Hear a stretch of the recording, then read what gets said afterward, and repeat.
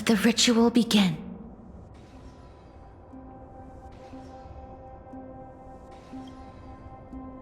And now, the objective is complete.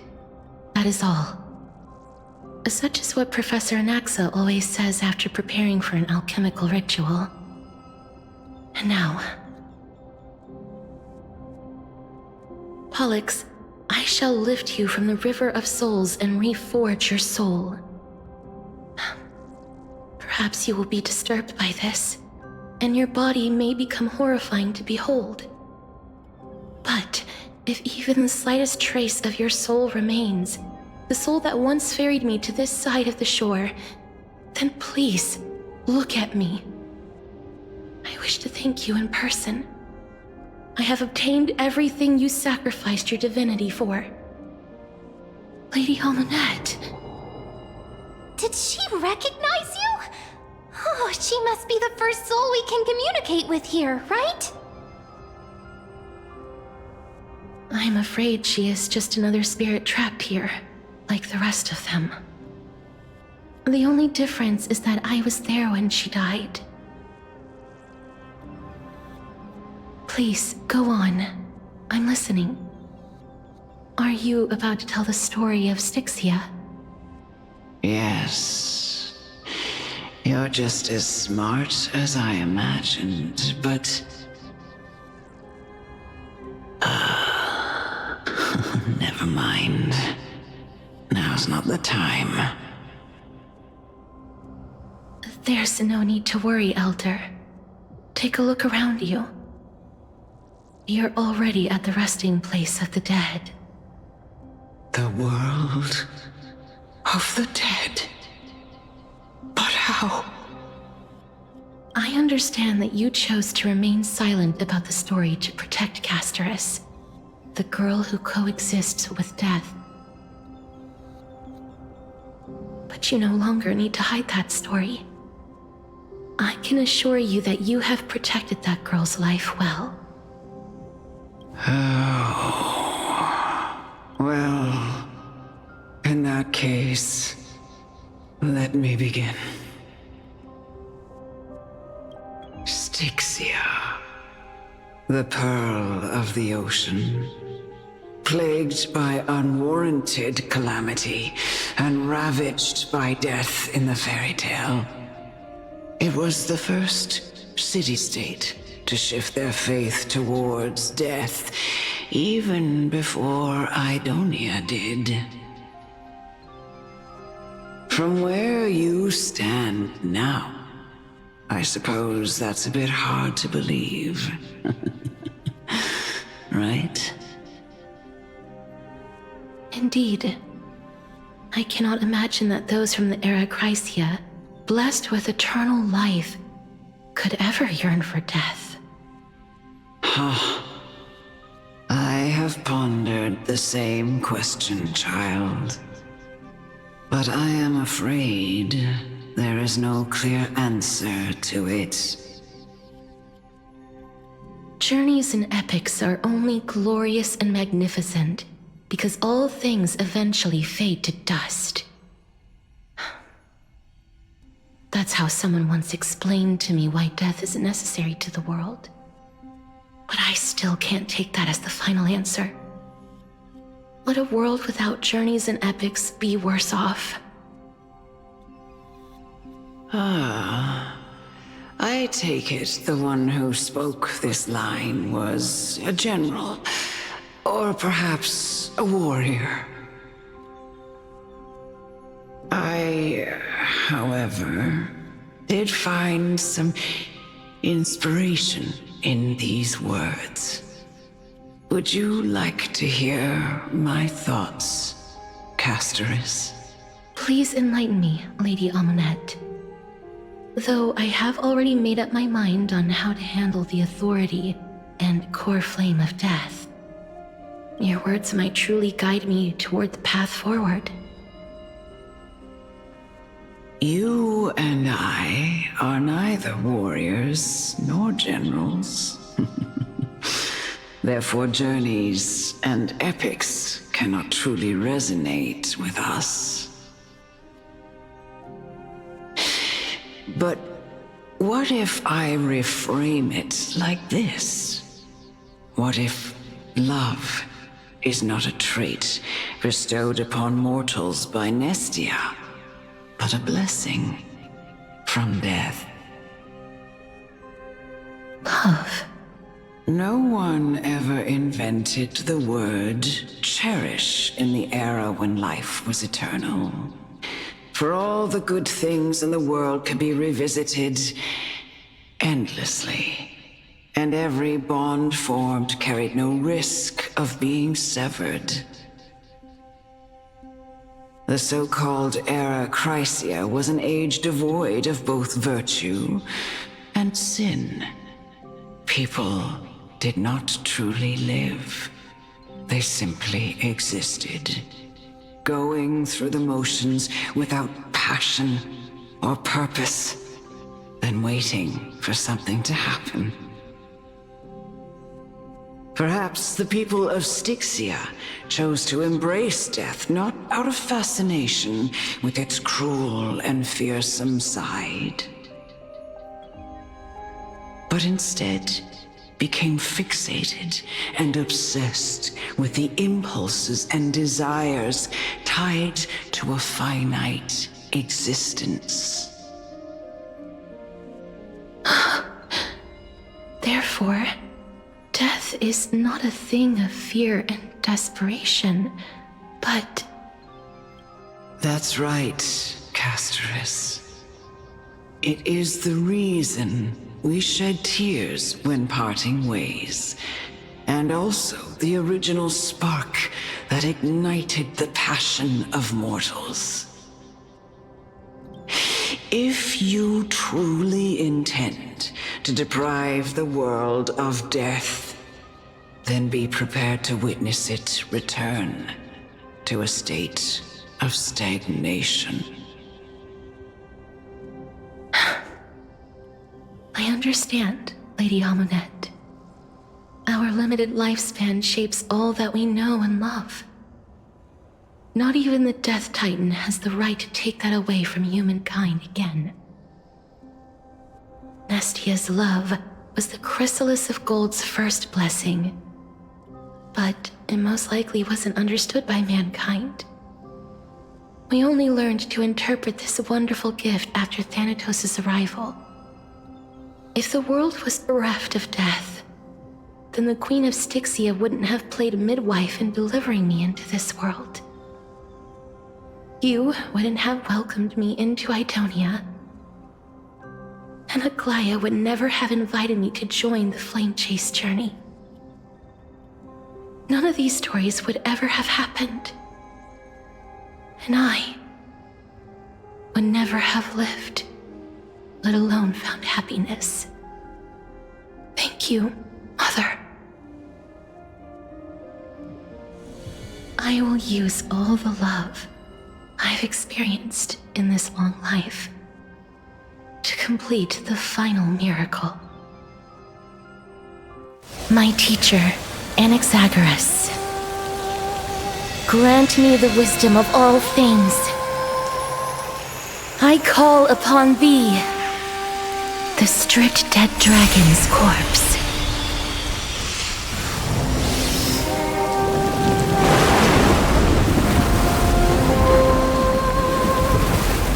Rises from the earth, falls from the sky. As above, so below. This is the greatest power of all powers, unstoppable in this world.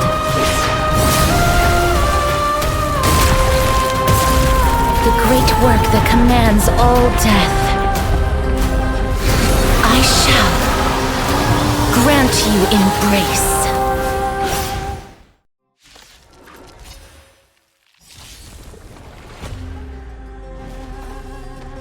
That hurts a bit. Dying soul, face me. Now accept your punishment. Is the girl who once saved my life truly gone? Or will you show yourself again, once we eradicate this hatred and regret? Eternal. Receive divinity. I shall remember this warmth. Embrace a new life.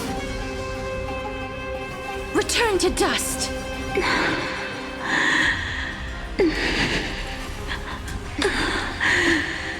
And I know you're anxious.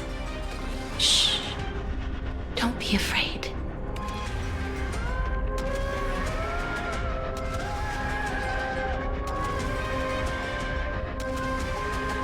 May death protect us! There's no more need to weep in grief. So feeble. I Fury upon you. will grant you peace.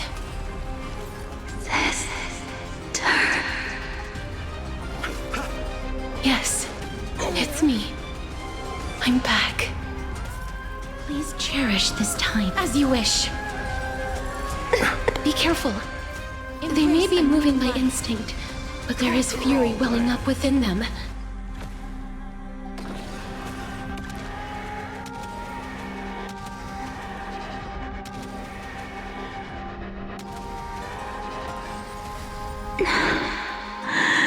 Please. Don't turn back to the Nether Realm.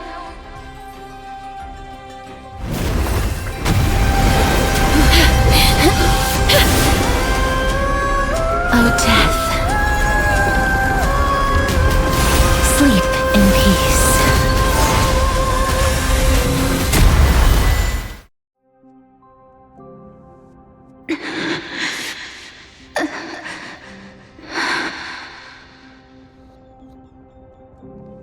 I'm sorry I have to wake you up from ancient death. And I know you're anxious. Shh. Don't be afraid.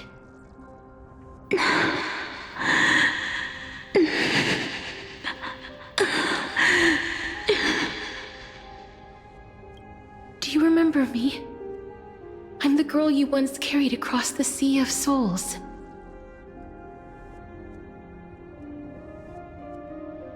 I'm sorry I wasn't able to remember you, but with the help of many people, I was finally able to pick up these broken fragments of my past.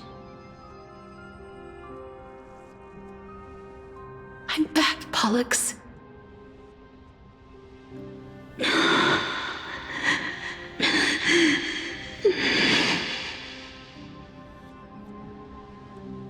I know this might not be what you wanted.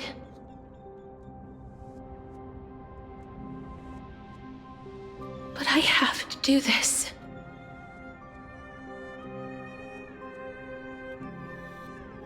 So please, carry me across the Sea of Souls again and return me to the Netherrealm, just like you did in the past. Please take me to where the core flame of death rests.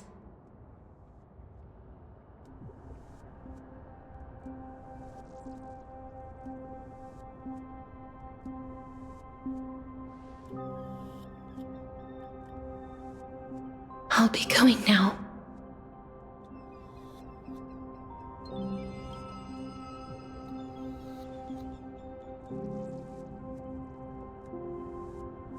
They may look scary, but as long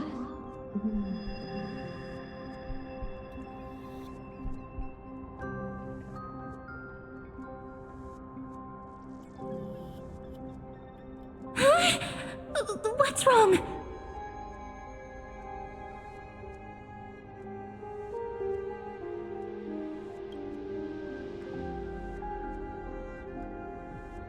Are you... What's wrong with her? Her time is almost up. If I don't go now, I'm afraid her soul will return to Thanatos' embrace before me.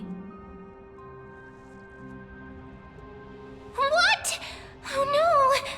Is there anything we can do? Don't worry. I promised I would ask Thanatos for the Trailblazers' right to roam the Earth again.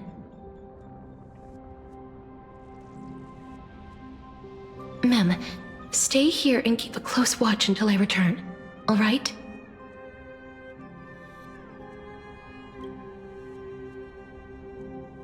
Alright.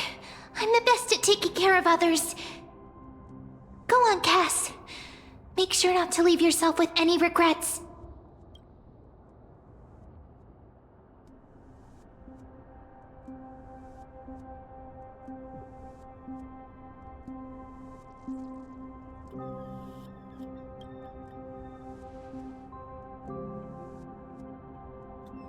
It's a deal then.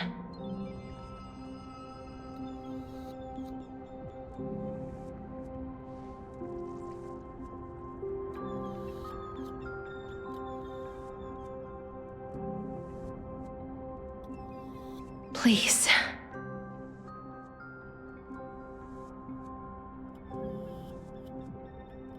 Wait for me.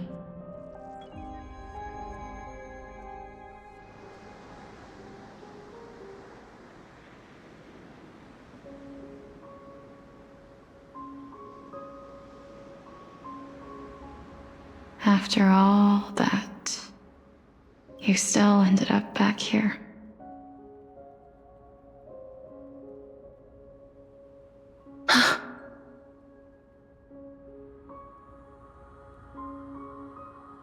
So the legends were true. The Netherrealm really is a sea of flowers. Yes. Just like the flower fields we tended to back then.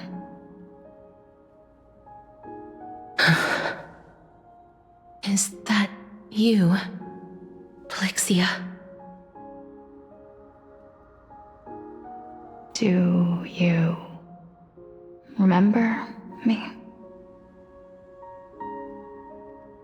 I don't have the memories from that time, but I've seen you before during an experiment.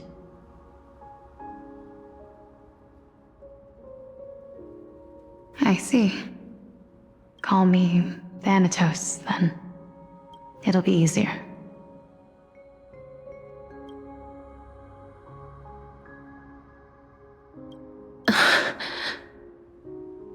However, since you recognize the name, you must already know everything about Thanatos, right?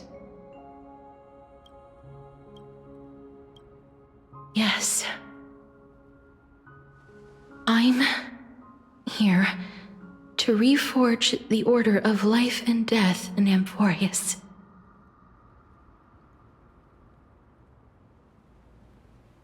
You know, my sister was a sympathetic, but rather sensitive person.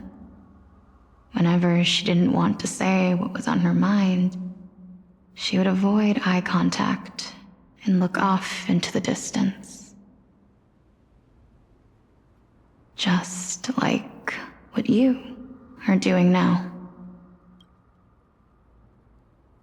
Can you tell me about the last Era Nova? What did you do, Plixia?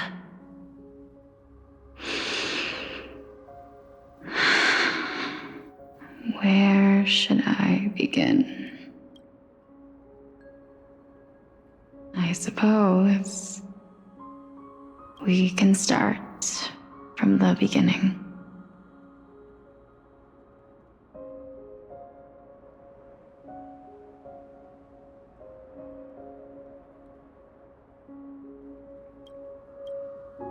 A long, long time ago, there were a pair of like-minded twins. As foretold in the prophecy, they were chosen to be successors to the god of death. But fate was cruel. The price of attaining divinity was to take the life of a family member with our own hands. That trial was indeed recorded in that memory. Then you should already know that my sister voluntarily gave up her own life so that I could ascend as the demigod of death. But I couldn't accept that. Why did we have to kill each other for a future she'd never see herself? That's not fair.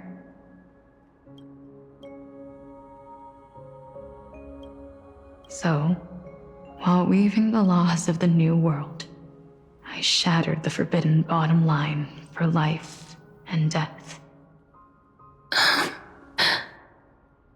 I reshaped my sister's soul and took the form of the great dragon Pollux to carry her up the River of Souls and back into the mortal realm. But our fates were already decided and manifested in unexpected ways in response to my futile actions. Aging is an unbreakable law of nature laid upon humankind, created at the same time as death. When the living die, their souls will meet Thanatos, who would determine where every soul goes. If the Reaper raises their left hand, the soul is granted death and allowed to enter the Netherrealm to await reincarnation. If they raise their right hand, the soul is rejected by the Netherrealm and returned to the mortal realm to continue walking the earth. That's why the Hand of Shadow can only lay down judgment and not embrace another being. Yes. Death was originally a pair of hands, but they were split in twain when we reached the mortal realm, never to touch each other ever again. The half of Thanatos that represents life, the undying human who grants death, that was the curse I forced upon you. Then, what about you? As the half of Thanatos representing death, I shoulder the fate of defying death.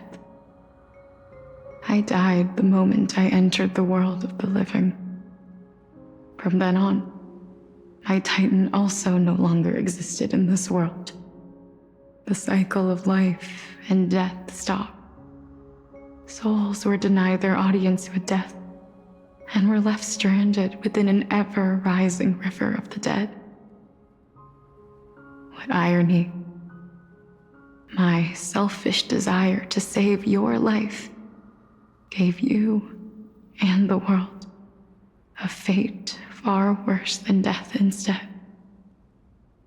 Then, what was left of my reason was left behind in the Netherrealm, where I've been taking care of these flowers day after day, until there is now a sea of them, all while mulling over the subject of life, death, parting, and enduring an endless loneliness.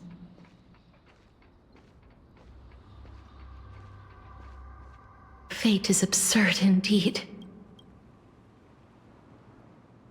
Our lives were a mirrored image of one another, like a pair of hands. Even so, we arrived at the same destination. We walked different paths, yet experienced the same pain. I had hoped that maybe you would at least have a good life in this cycle. I'm sorry. I lived my life well. It didn't go to waste. As far as I'm concerned, you did nothing wrong. Even though I forced the authority of granting death to humanity upon you, a total stranger. Too many responsibilities were forced upon me in the course of this long journey. I was once lost, even upset.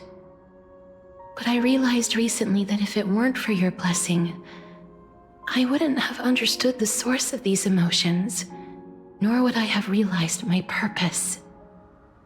I wouldn't have made it here to reunite with my missing half.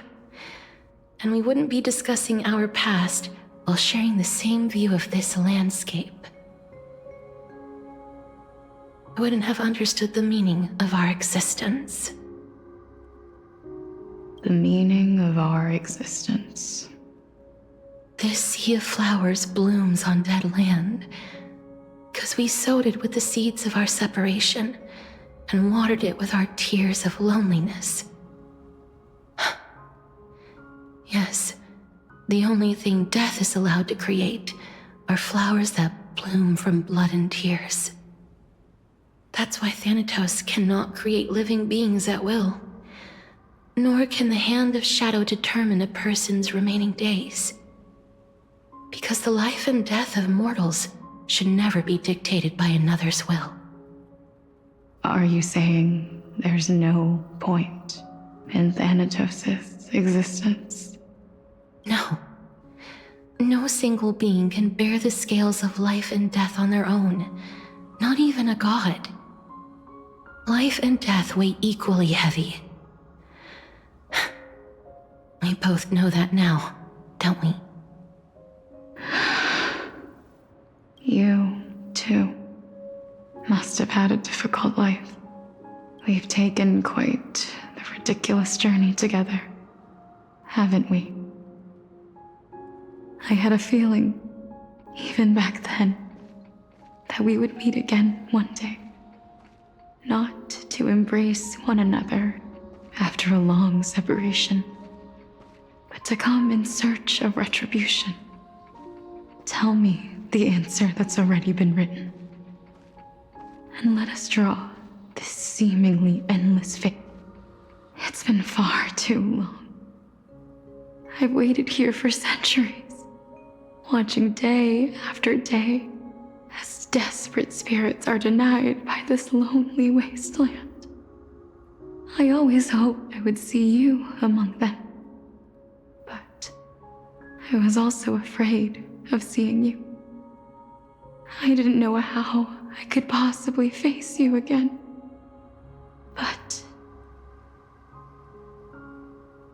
more than anything, I was afraid that you might have forgotten all about me. I know. But don't you see, Polixia? I made it back anyway. You don't have to shoulder death's authority on your own anymore. It was always meant to be held in two hands anyway. So, let's give our core flame to her and have her take it back to the mortal realm. Give humanity back their cycle of life and death. Our responsibility as Thanatos was never about picking out favorite souls. We were only meant to watch over life. Let's tend the field together and create a warm sea of flowers for all the souls to come.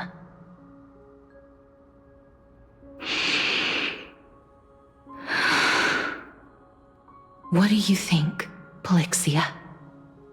Yes, just one last step.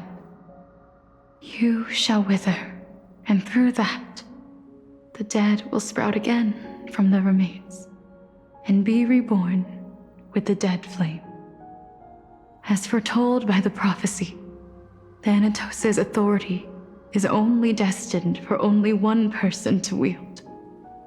As the Chrysos heir of death, as their demigod, as a titan, our fated moment has arrived once again. Just like before. Yes, just like before. But unlike that time, the ones undergoing the trial this time are prepared. You've made up your mind? Yes, as dictated by fate. But I won't be afraid, as long as you're here with me.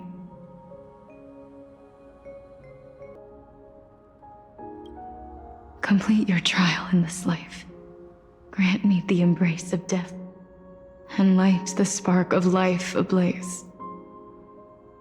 You've been tempered by life and death.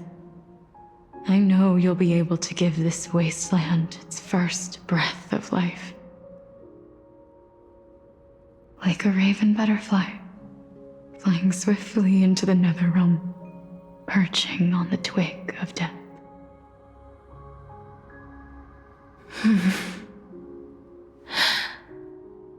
I will. After this, I will remain permanently in the Netherrealm. The River of Souls shall return here and rain down from the sky, scattering souls across the earth. The cycle of life and death will flow once again. This sea of flowers you sowed shall bear countless joyous or sorrowful souls, and bloom evermore.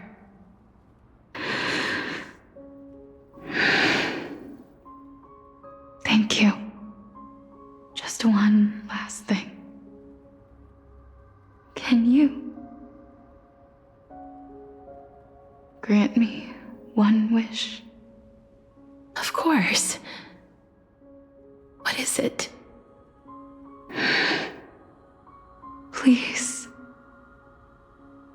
don't forget me. I promise you, when we meet in the next world, even if I have endured another reincarnation, even if we do not know each other's names, I will still hold you tightly in my arms, just like what I did when we were born. Casterus. Casterus.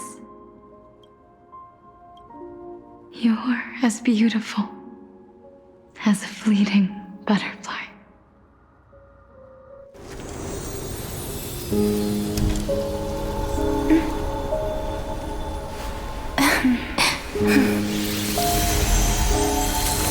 I will bring rest to death. And from now on, stagnant life will once again flow.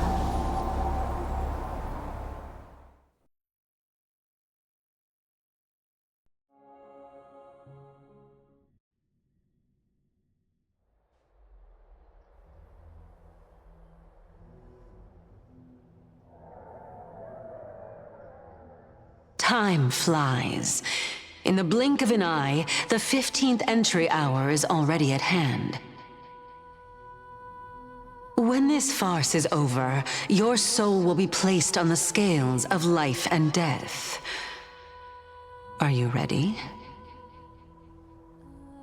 No need to ask so many times. Of course I am. Then why do you drag your feet?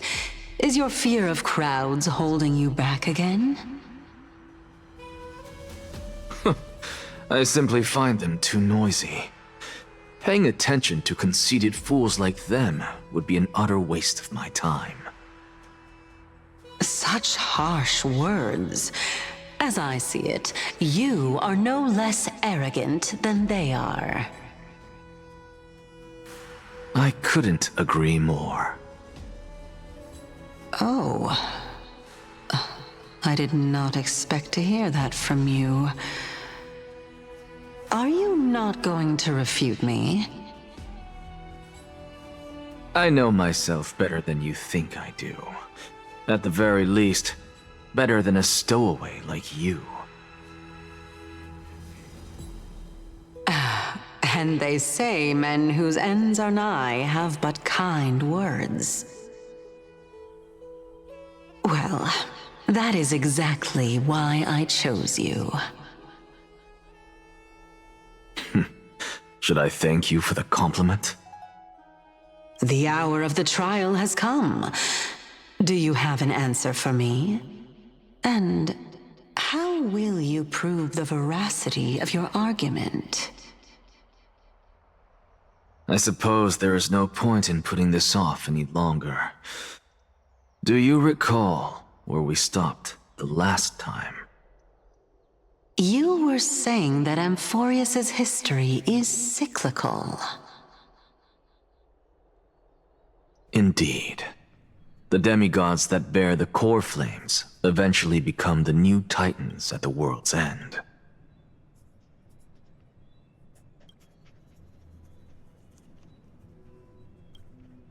Remember what happened on the Holy Mountain Calypso, Naias.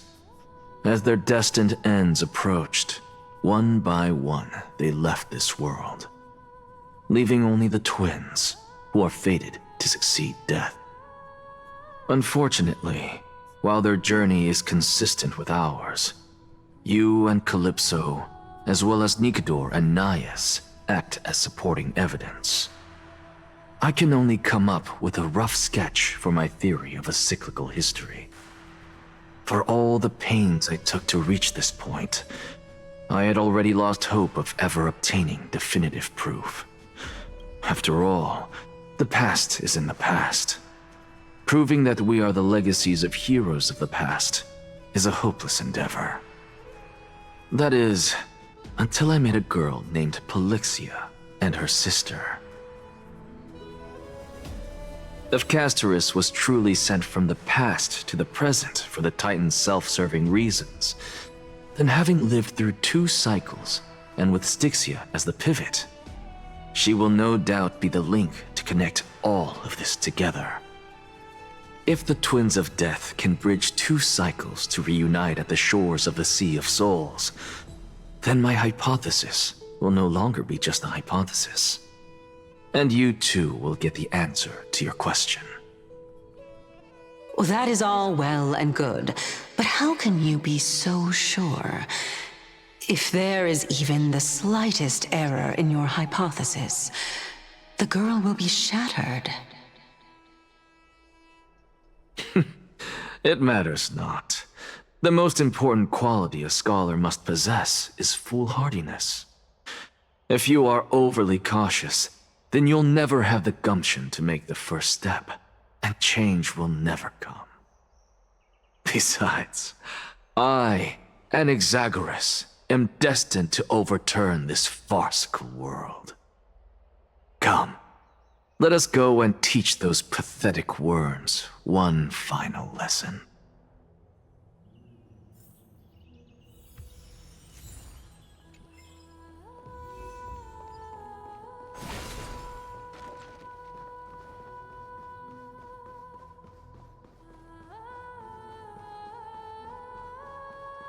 Finen.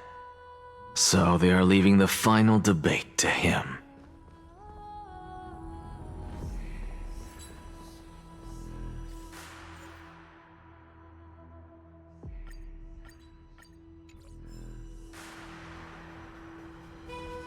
Let those Chrysos heirs who started this terrible war hear you. Let them hear the voices of the people!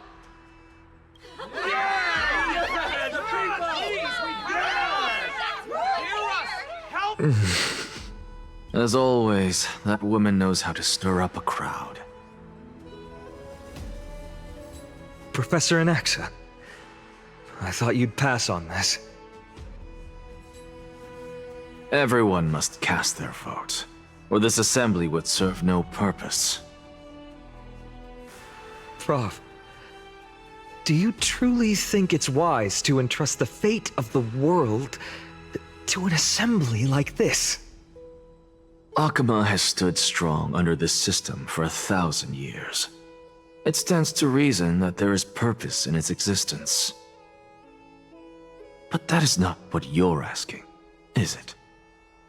What you really want to know is Aglaya making the right decision in entrusting the fate of the world to you?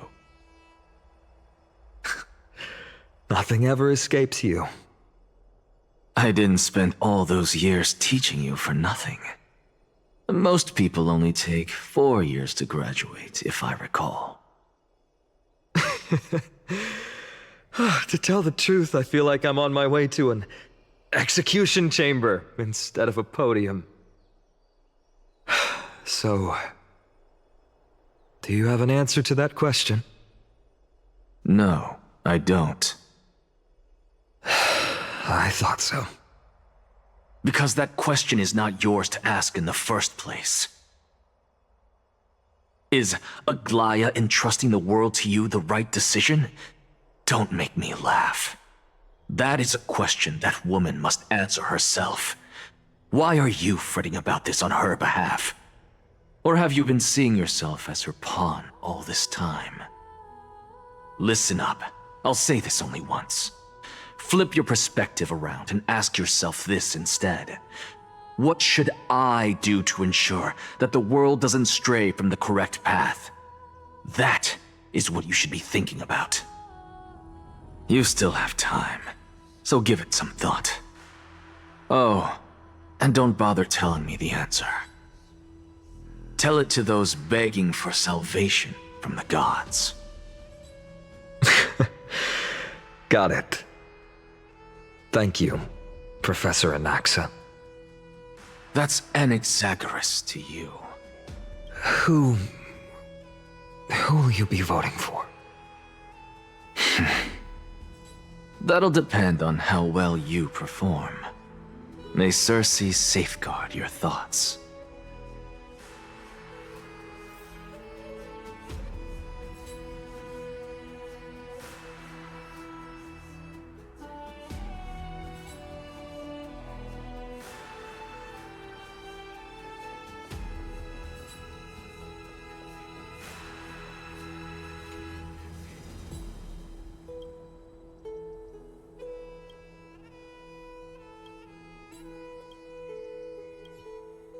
I actually don't necessarily mind things remaining the way they are. The way you say it. I'm a little nervous. Thank you. Elders and citizens, silence, if you please. As the Theoros, I present to you Phinin of Ides Elysiae, virtuous citizen of Akima, and the last speaker of the assembly. Much obliged, Lord Lycus. I remember him. He's the penniless lad working for Aglaia. Where's Lady Goldweaver? Why is she sending this guy to give the last speech? Is this really the end of the Flame Chase journey? Can this dude really face down kindness? I actually don't necessarily mind things remaining the way they are. The way you say it. By Kefali above, dear citizens of Akima, as you look upon me, so too do I see you. I see your fear and misgivings, your apprehension about the discord between the Chrysos heirs and the Council of Elders, and your uneasiness about the future of the Holy City. Yet, before you contemplate something as grand as the fate of the world, I ask that you look closer.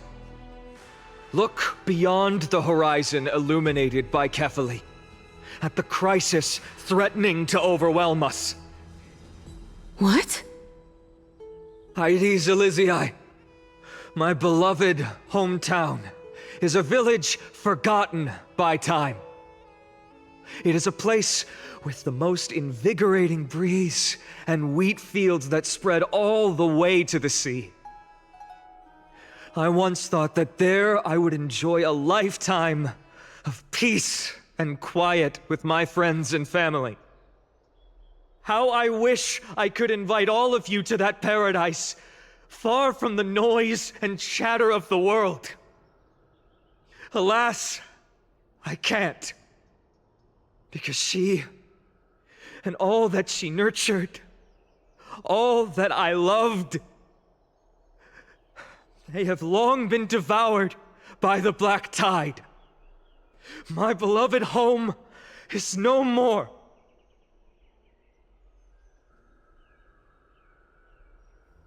I will never forget the day the black tide struck. My father, Hieronymus, fought with a broken sword to his last breath to protect his child. My mother, Aldada, she was ripped apart by monsters. Also, I might live to stand before you here and now. Galba, he was a hunter.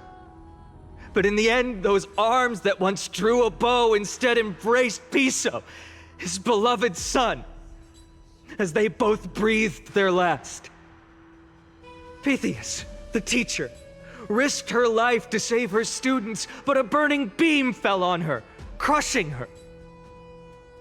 And what of Livia, her daughter? Did she make it out alive? No, she didn't. Livia, Piso, and so many other children. My childhood friends. They were all swallowed by the black tide and turned into monsters. They kept saying the same thing over and over. Even up until the final moment, I finally steeled my heart and granted them eternal peace with my sword. Why, Finan? Aren't we the best of friends?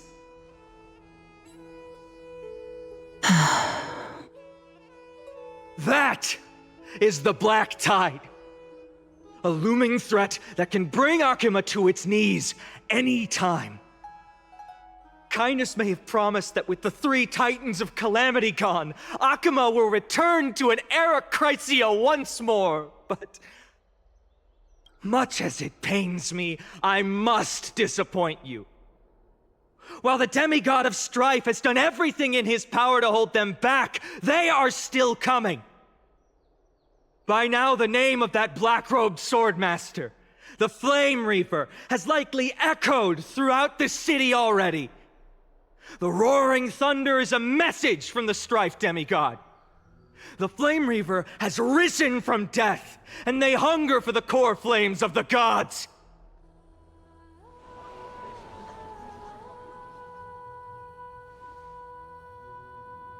Lies! If such a powerful enemy is indeed approaching, why is Akima still a picture of peace? Exactly! The city of Akima shows no signs of pandemonium or chaos. And why is that? I beg you, spare a moment to think about this. Are we able to stand here and hold this assembly in peace today because the danger has passed? No! This peace we enjoy is no gift of fate. We are able to stand here today only because the Chrysos heirs have stepped up and shielded Akima from calamity. With her golden threads, Aglaya has preserved and continues to preserve these idyllic days that all of you hold dear. The Council of Elders claims that Aglaya will one day forsake the people because her divinity is eroding her body and soul. But ask yourselves this. Rather than offering her aid and support, why do they choose to watch and push Akima away from the flame chase journey? The answer that no one can bring themselves to speak of. A truth stained in blood and buried in greed, fear, and vanity. Allow me to lay it bare before you. It is because the Council of Elders, which bears Akima's history and honor, along with this citizens' assembly we once took so much pride in, are now infested with vermin.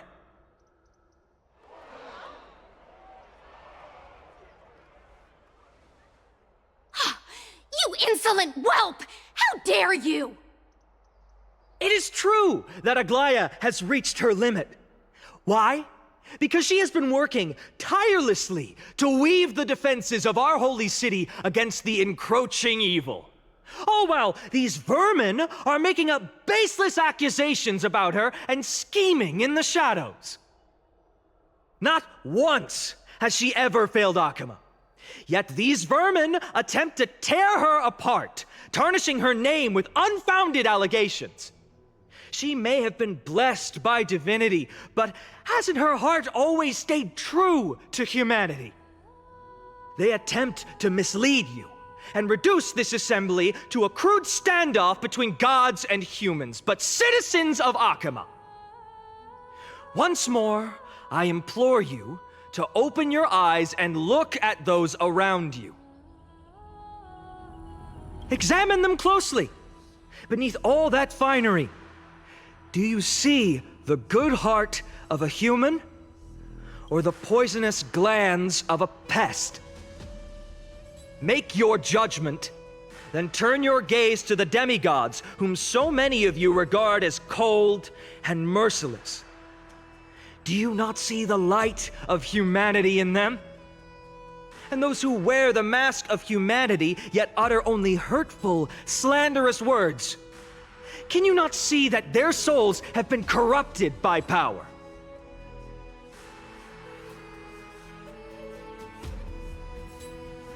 Yet, no matter what your answer is, and no matter who your vote goes to, rest assured that you have nothing to fear. For Aglaya, Tribios, and I will remain your faithful guardians and pledge our lives to upholding your decision. And this vow will stay true until the end of our days, where it will be passed on to future flame chasers.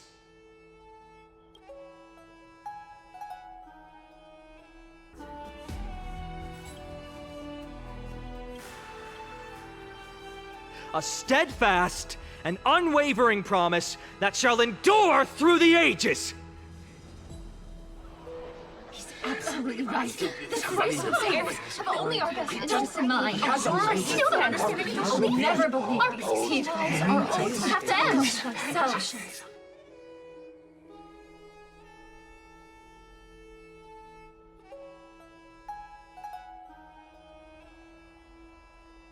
at the present time, on the scales of Talentum, those who call for the continuation of the Flame Chase journey, and those who demand its suspension.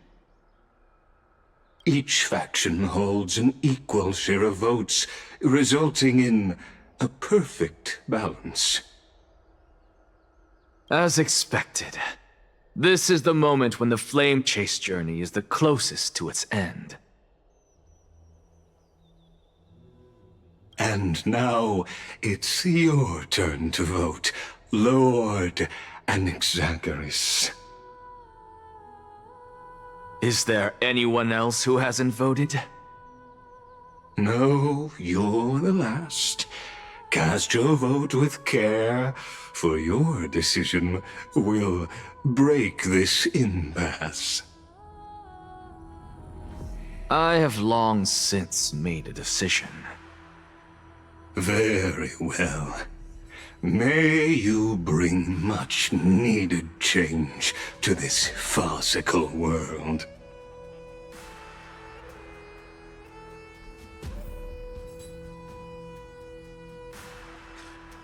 Always the performer. Vote for kindness. The die is cast. For Talk about a grand entrance. Always the performer. Talk about a grand entrance.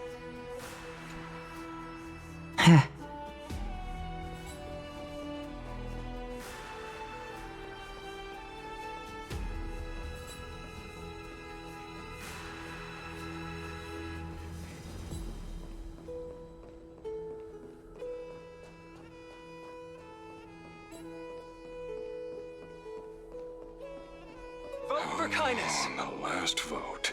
the die is cast. Always the performer.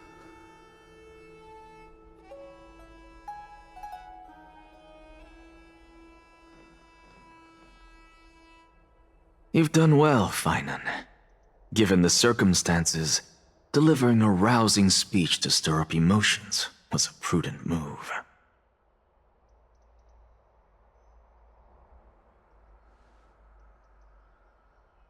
Thank you all for your patience.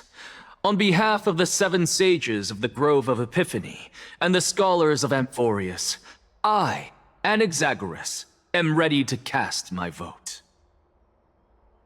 But before that, in the interest of fairness, Lady Goldweaver, I pose a question to you before all who are gathered here.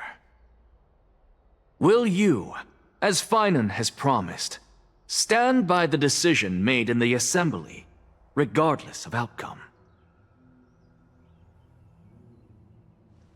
In the interest of fairness, I make no promises, lest it should influence your decision.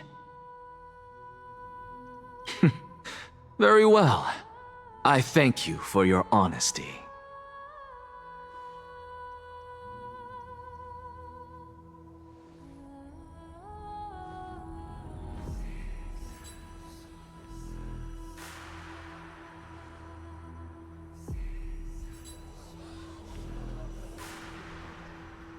What's he doing? The stakes are high. Let's be patient.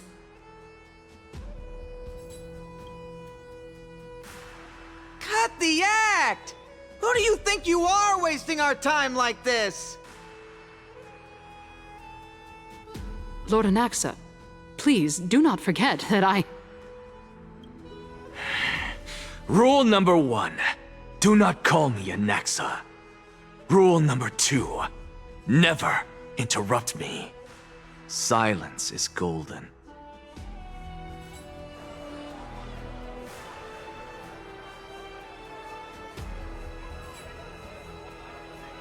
Just vote already. What are you waiting for? Cast your vote. Cast your vote. Cast your vote.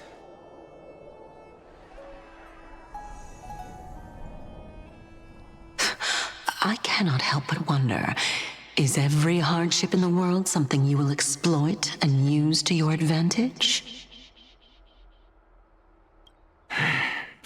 How else am I supposed to make use of this situation where my body and soul are separated?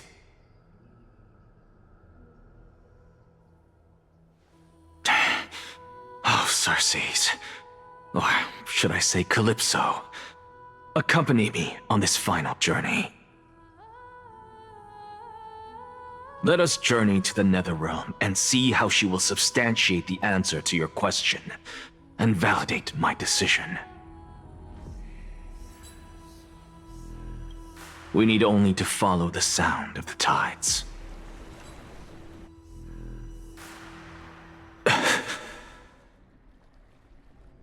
You are... Well done, child. Just as I foresaw, you have achieved great things. Teacher. What a twist of fate. A blasphemer raised in the doctrines of the Venerationists. It's like a foal kicking its mother in the belly after taking all her milk. I respect you immensely, sir, but... You cherish the truth even more. So, child, do not be troubled by the criticisms I have borne. Do not let those voices hinder you as you forge ahead. As the sage of the Venerationists, I am duty-bound to oppose you. But, as your friend and mentor, Anaxagoras, I say, go forth, for the truth is already in your hands. I will keep that in mind. Go now, child. Your lonely pursuit is about to welcome a new chapter. And when you reach the end of this journey, may we meet again with the truth before us. You have my word, sir. May Circes safeguard your thoughts. May Circe safeguard your thoughts.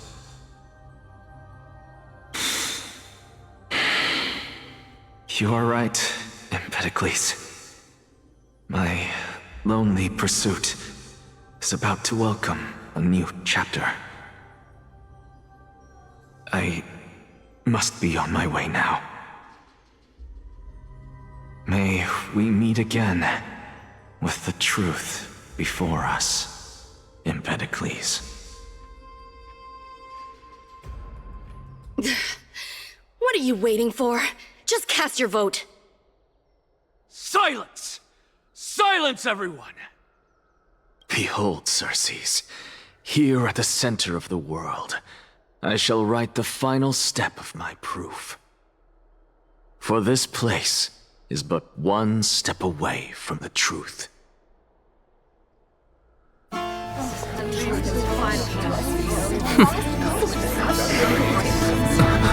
Professor, I completed the proof you wanted.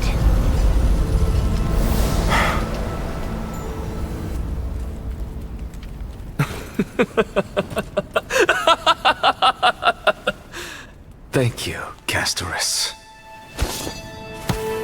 The answer is plain as day. My vote goes to the Flame Chase Journey and nothing else!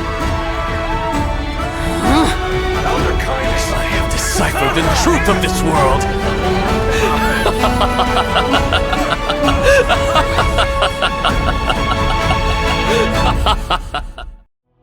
With the balance shattered, the result is clear. By Cephalai and Talentum above, as the Theoros, I have observed. No! Ligus, you can't! Onyxa, what have you done? Have you lost your mind? I hope you are prepared for the harsh punishment awaiting you. Mark my words, I will make sure that clever head of yours never forgets the price of betrayal! Have you forgotten?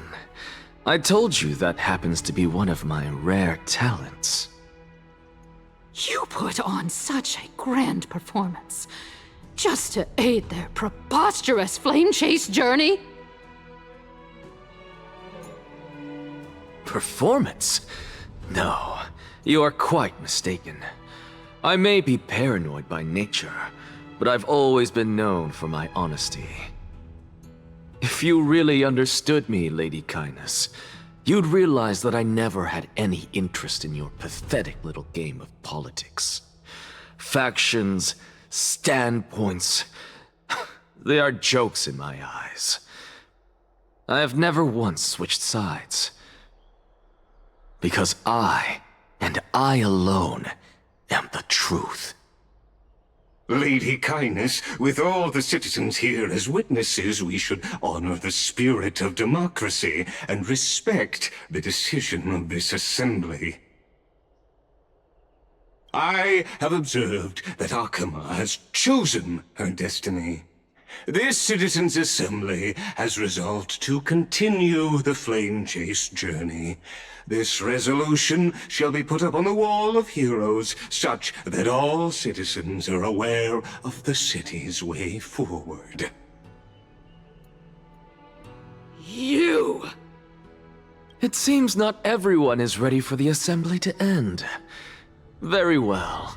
Let me entertain you for a little longer. By your leave, Lord Ligus. Interesting. Elders and citizens, your attention, please. Stay for a moment more, if you will.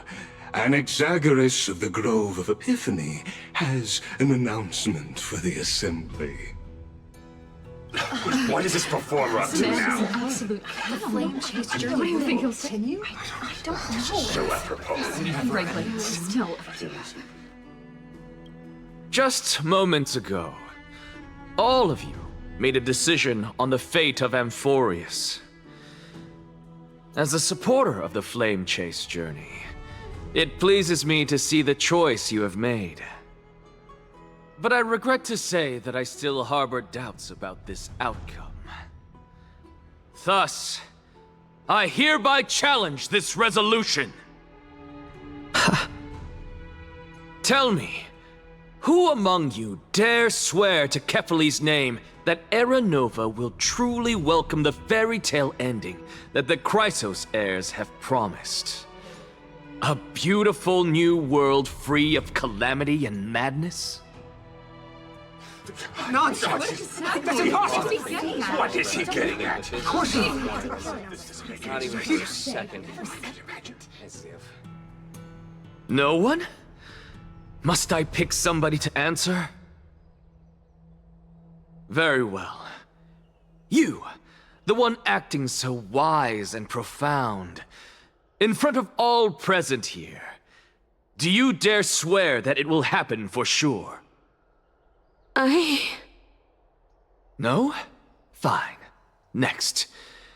You, the one with ignorance written all over your face.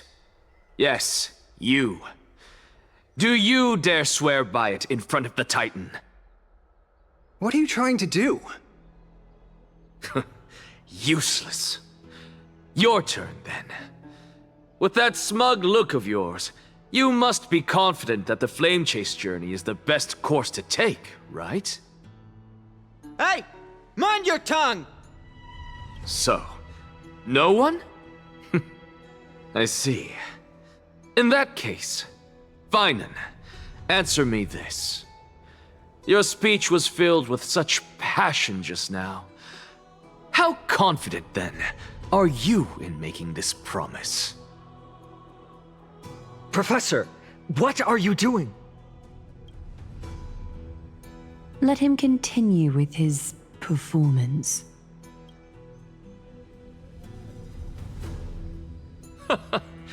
Will you look at that? Even Finan and Aglaya lack the courage to make such a promise. And what's even more absurd is that no one but I can promise you this new world. And yet, the Assembly passed the resolution anyway.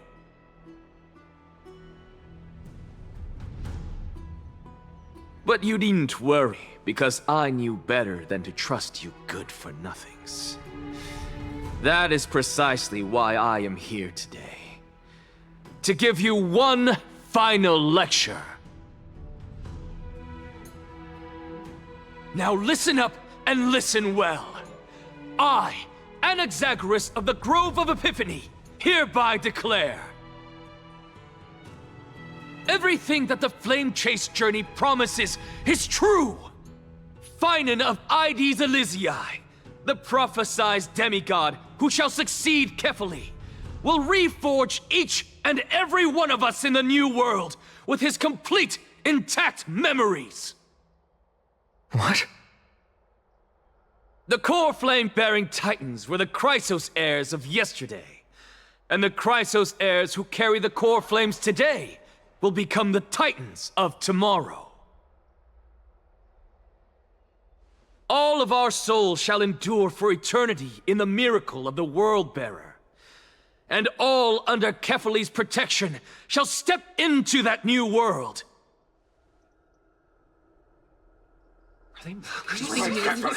This is pure blasphemy! Say that. It's impossible. What are you accomplish here? What? Are you saying that we must bow down to you and worship you, even in our next lives? Enough, you blasphemous imbecile! How dare you try to deceive us with all these lies and falsehoods? How can you prove? I told you, don't interrupt me. But since you've asked, I shall be kind and indulge you. My statements are based on my experiments on the divine body of Kefali themselves. You heard me correctly, everyone. With the tacit approval of Kindness and the Council of Elders, I fused my soul with a god through alchemy and learned the truth behind Era Nova. What is he talking about? Isn't that pure blasphemy? I, the vile, wretched blasphemer, deserve nothing less than death for my sins. And the Council of Elders, which granted me consent and aided in committing this atrocity, should face punishment alongside me! By the gods! Even Kindness has betrayed Akama!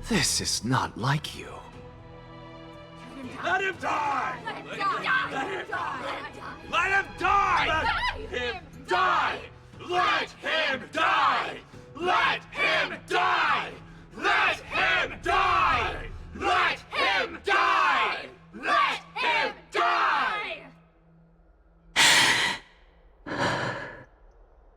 Then, in light of the people's voice, O Talantan on high, may you bring death upon him.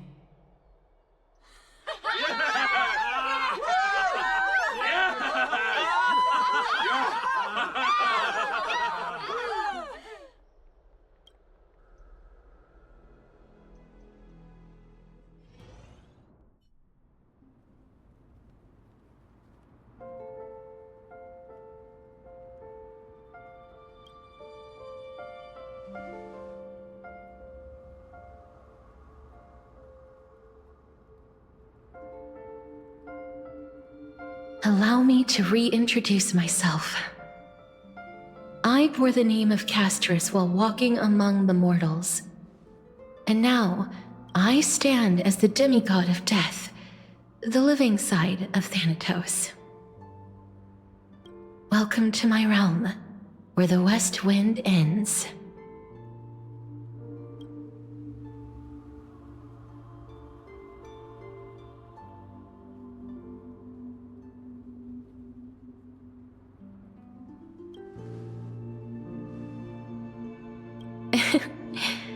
Every departed soul who has arrived here has expressed the same. Did you know? Every flower here was planted by Thanatos himself. These flowers were originally both lifeless and immortal, but in the first rain brought by the River of Souls, they were given new life, flourishing as the bearers of countless souls. And it is my duty as the Master of Death to tend to their well-being and foster their growth in this serene haven. Similar to the structured cycle of life and death in the mortal world, these flowers too shall wither and fade, returning to the earth and then ascending to the sky with mist and tides. Eventually, they will descend to the mortal land as gentle rain. Every soul undergoes the perpetual cycle of reincarnation, albeit in varied forms, until the world meets its end. Yet, sadly, there's no time left for Amfореus to wait for when the flowers bloom again. Now, death is the power at my fingertips. It once led the souls of the deceased here, but I shall open the gate of the netherworld and return you to the realm of the living. In exchange, please take the core flame of death with you and complete the flame chase journey. Do not let our work thus far be in vain.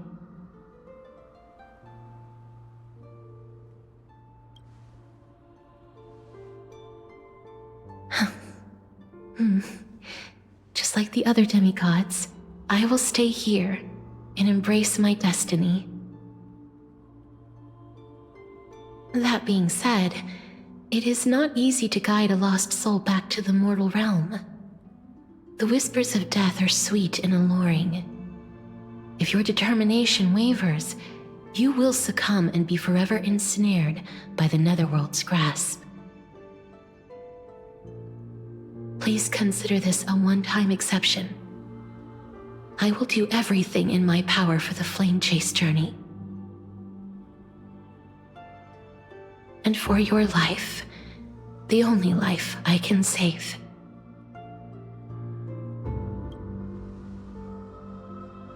I am glad to hear that.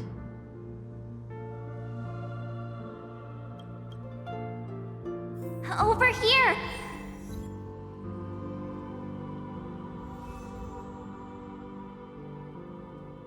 I believe in you.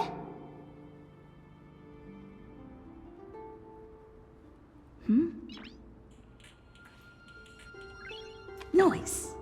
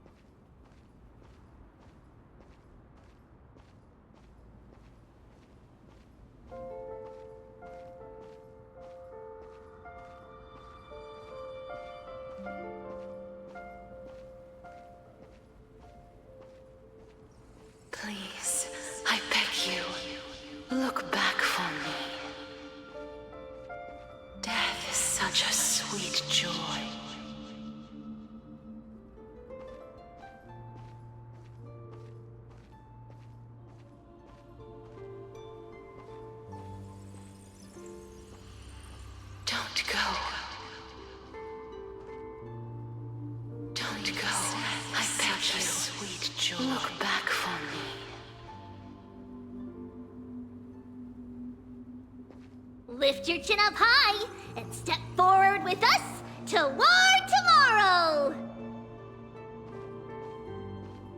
That's right. Keep your eyes on the dawn.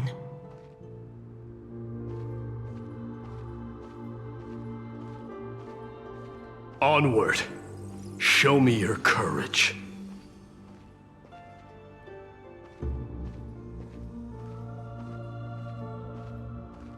Partner, we shall become heroes together.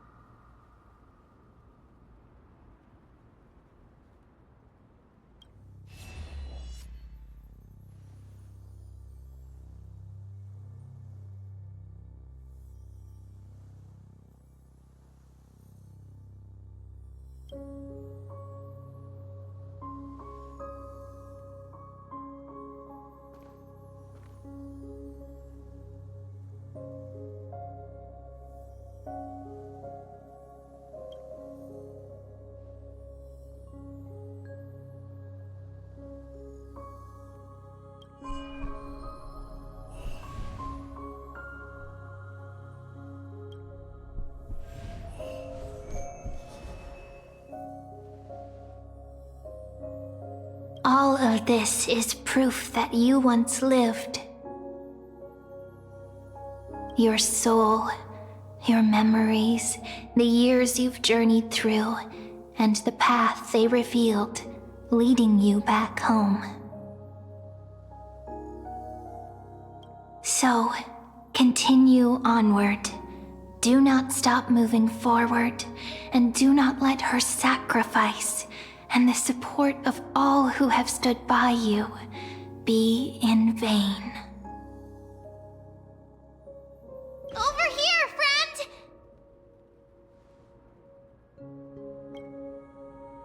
Take my hand. Let's go home.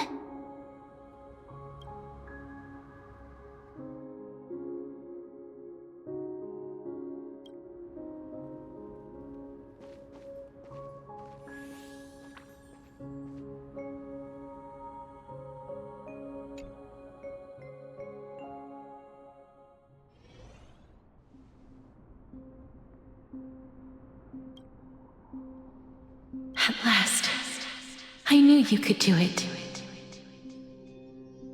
Your soul is still perfectly whole, as if some kind of force is trying its best to keep it together. Is it Ornyx's final blessing?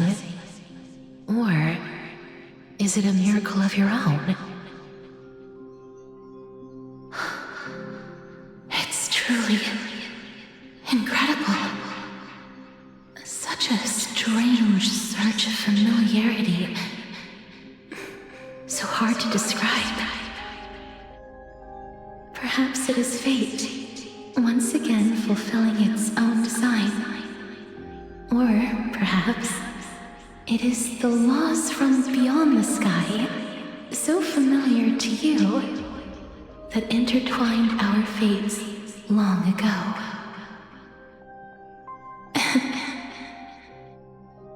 It seems that this is a riddle which cannot be solved anytime soon. The sensation of becoming a demigod is truly wondrous. It's as if the river of souls is winding its way through the depths of my spirit, transforming with each breath into a fine rain that nourishes the world. Do you recall that prophecy? At the end of the sea of flowers, the souls of the living shall warm thy fingertips, and after an embrace, there shall be eternal separation. I promised you that I would do everything in my power to give it another meaning. Now, as I stand as a demigod and destiny draws to a close, I can finally end it in a way that is as beautiful as it deserves. The wish I once sought but could never grasp is now within reach. In this brand new world, every blooming life will lift its arms in celebration and recount the profound meaning of this very instant. Every touch, every embrace we share will never again be an ice-cold loss. They will radiate with an intense warmth, sowing love far and wide throughout the land.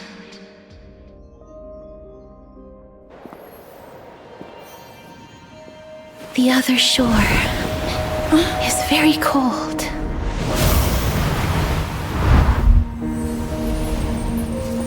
May I borrow your warmth one last time? Thank you for fulfilling this wish of mine. The place I'll be going to is what humans call the Land of Sorrows. But with this heartbeat and the residual heat of this embrace, I shall turn the nether realm into a gentle place of rest.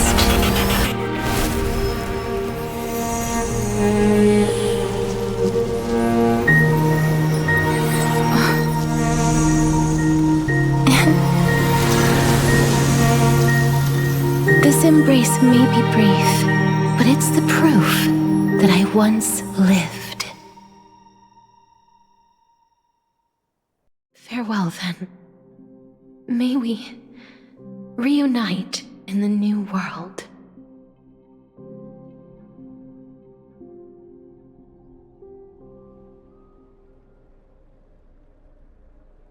That grand and absurd performance was what you've been seeking your whole life? I gave up everything in search of truth, and it culminated in this very moment. You, on the other hand, performed as I expected. You did not hesitate when you saw the chance to attain power. It's as if you... crave power, like a fly craves rot. Those are your words, not mine.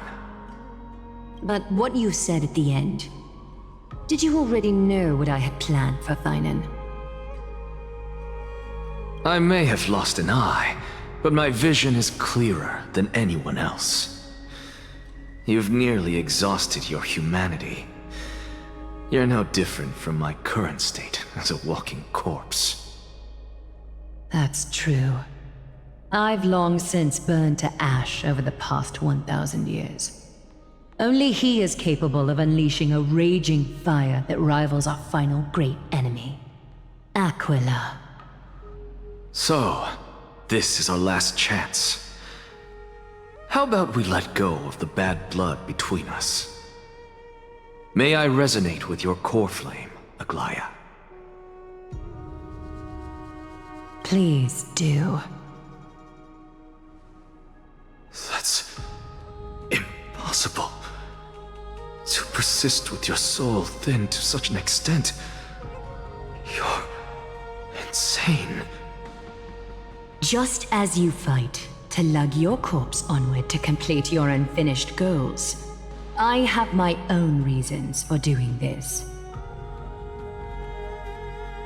Until Finan grows into his position as the prophesied leader, I must continue to lead everyone on the flame chase journey. I must keep inching forward, even if only as an empty shell. I've long predicted this was the case, but I didn't think you'd already lost so much. How ironic. We would have avoided so many misunderstandings if you and I had just spoken this candidly before. But casting aside our ideological differences, there is one thing you and I agree on. Feinen. Yes. He was born to be a hero.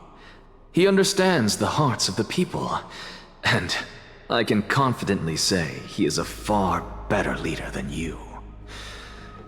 Only he is capable of fulfilling your mission. Sadly, he is a man cursed by Nestia. But by my estimates, his horribly elaborate sense of style should not impede Era Nova. Congratulations are in order. We found common ground at the very end of our destined paths. When you put it that way, it makes me want to take back what I said. Glaya, we're back! Come welcome our great hero reborn from the ashes. I hope he didn't hear your earlier assessment. It wouldn't be the first time I criticized him. A man should be aware of his own shortcomings.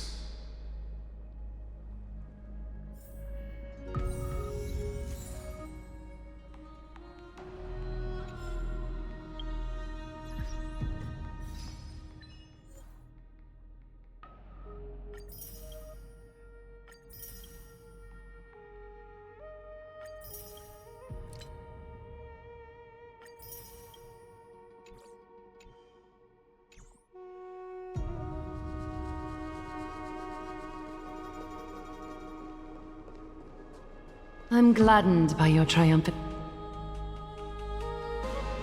But I don't see Castris among your number. It looks like she not only helped me prove my theory, but helped you fulfill your mission as well.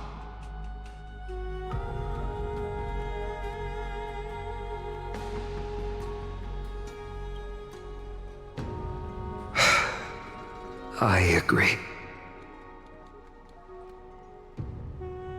She might not have been able to change her fate, but she still wrote the final verse of her epic herself. Trinen, please recite the prophecy for us. Trailblazer, please surrender that scalding cool flame for us as well.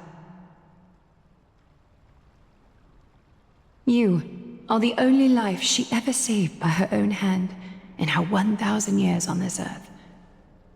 I believe no one is more qualified for this noble task.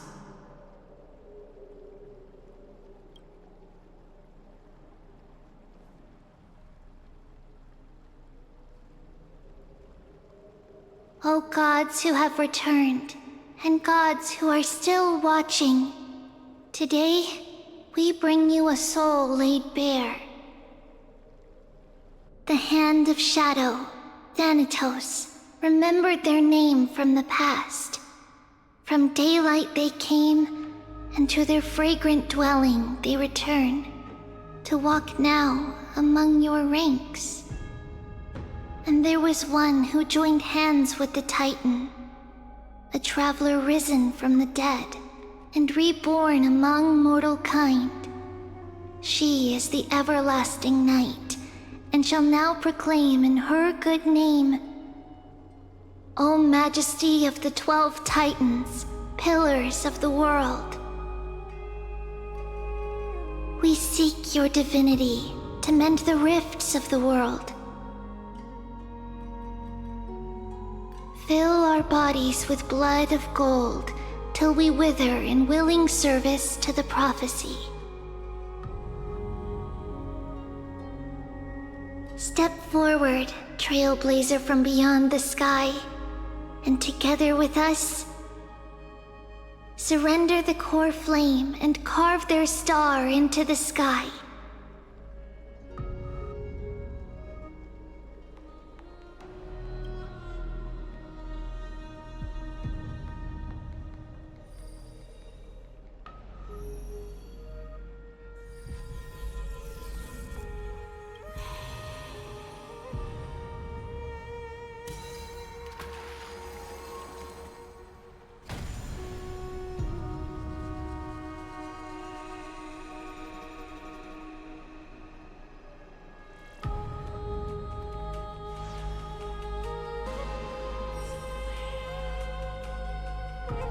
A constellation for death.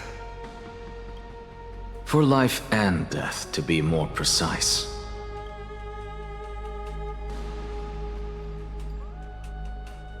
Look! It's...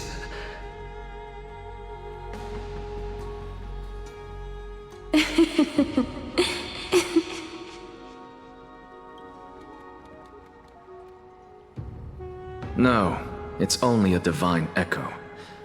I think she's here for the trial.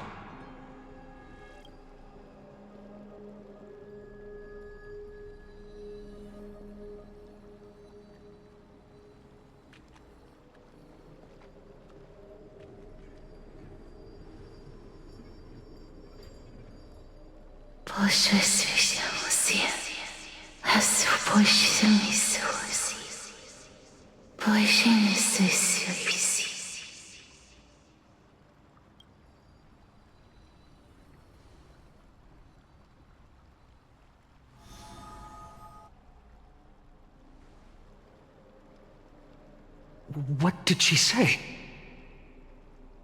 That's the language of the Titans. Castorus... No. The Titan. They said... I have illuminated the cold shadow of death. Onwards. For your path to the future is bright and its flame eternal.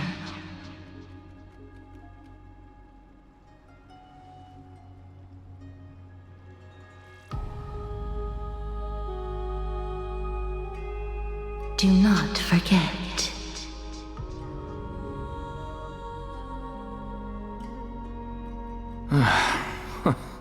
She made quite a scene.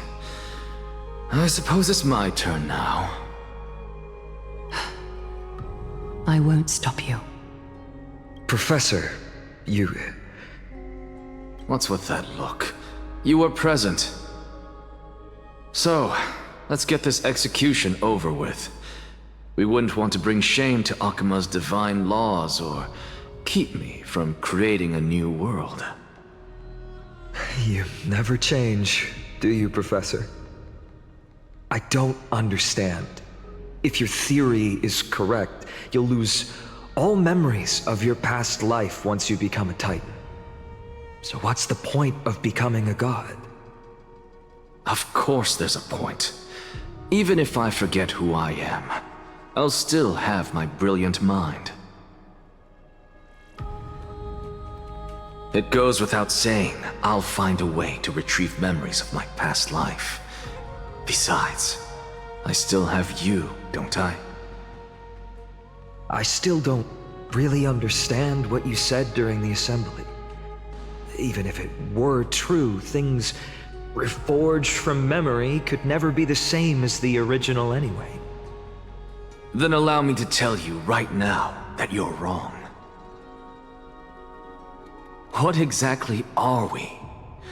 My answer is that the Chrysos heirs are the future Titans and vice versa. Of course, this answer only applies to us. So, what are we when it comes to regular mortals? The very essence of the world, our souls, are tiny invisible seeds that hold records of each person's memories of the world. And we are the buds that sprout from these seeds to grow into great trees. Is that what new sporism means? Correct. Once our physical bodies are born, we become new extensions of the world. From there, we plant our seeds into someone's memories and then scatter them into the hearts of countless people in the future. Just as seeds are affected by their environment, so too will our appearances differ across memories. But the partial memories we carry will always be the same, because that is just how the world is. To destroy our very existence, one must destroy the world itself. But we have someone who will still live on with his perfect memory. That person is you, child of Kefali. This is what it means to be the world-bearing Titan. So, carry everything of this world and live on. Don't disappoint those most precious to you. Don't disappoint Lady Goldweaver. And especially, don't bring dishonor to my theory. Anaxa, I swear to you, I'll lead everyone to our reunion in the New World. Good. That is all I have to say. Farewell, everyone. May we meet again in the next life. Farewell, great performer. May Circes safeguard your thoughts.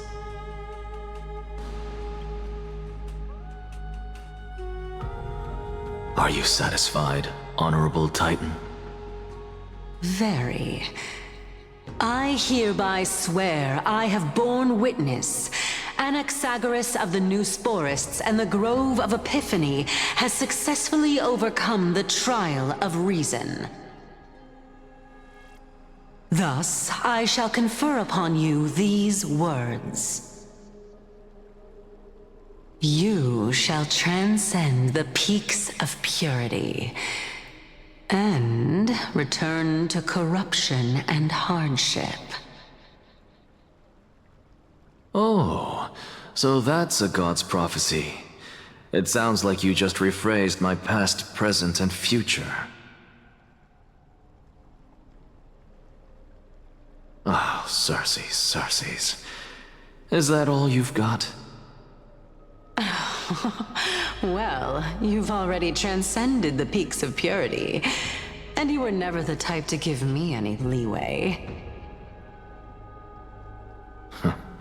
That is true. But I do still have one question. I knew it. What is it? Maybe we're thinking of the same thing.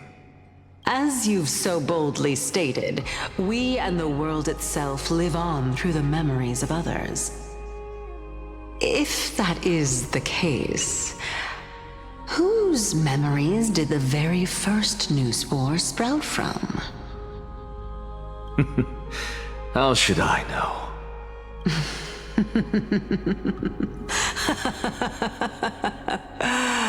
Oh my. But, since we are both equally curious, we should allow the children of humanity who come after us to investigate in our stead.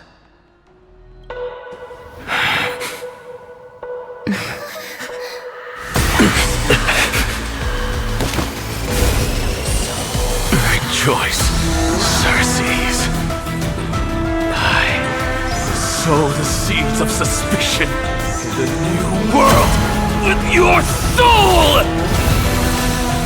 And now, the objective is complete. That is all.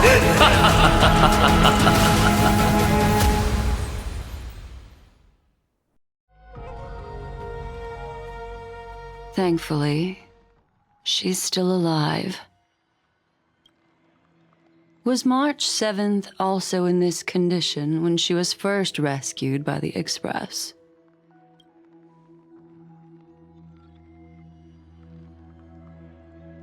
But she still woke up naturally. Looking on the bright side, that might happen this time as well.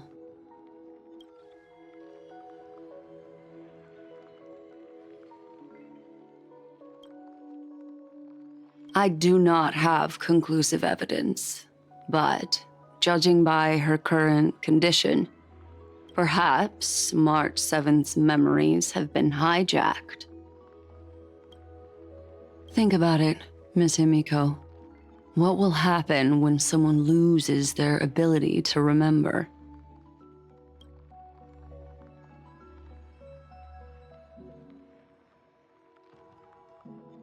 Unfortunately, short-term memory is an entirely different concept from the inability to remember. Perhaps it is difficult for you to imagine. But an individual who has lost their ability to remember turns into nothingness. The belief of the Garden is that everything in this universe can be interpreted through memories. This is the driving force behind the continuance of this path. The past is made up of memoria, while the future is a possibility that will eventually be converted to memoria. But the present, it doesn't really exist, and it's only an abstract expression.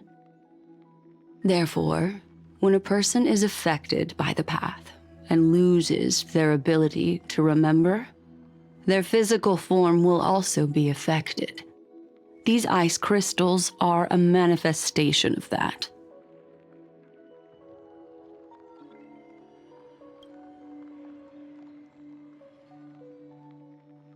Is Miss Himiko suspicious of me? In other words, now is the time for me to prove my innocence. That's not a problem, of course. The true reason behind my intentions is that Amfореus holds special significance. For some memo keepers of the Garden with extremist views, it is a perfect example. A world that can only be seen through the Garden's mirror means that memo keepers have the right to keep the world in their private collection. If those pathstriders of remembrance were to uncover the secrets of Amfореus first, they might unleash their wild ambitions and remodel more worlds into a similar form.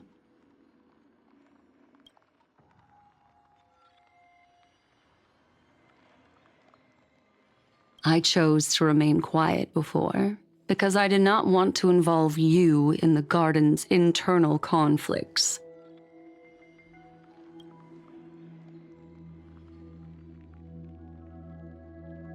You can be even bolder with your guesses.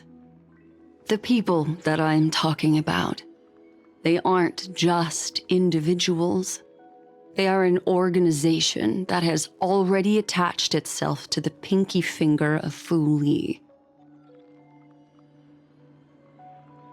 I cannot be certain, but at the very least, they are capable of doing so.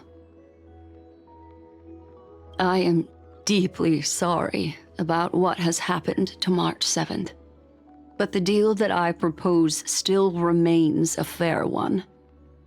Amfореus is still an excellent destination, and investigating further might allow us to uncover the truth behind the accident. Miss Himiko, the wisest choice right now is for us to continue cooperating.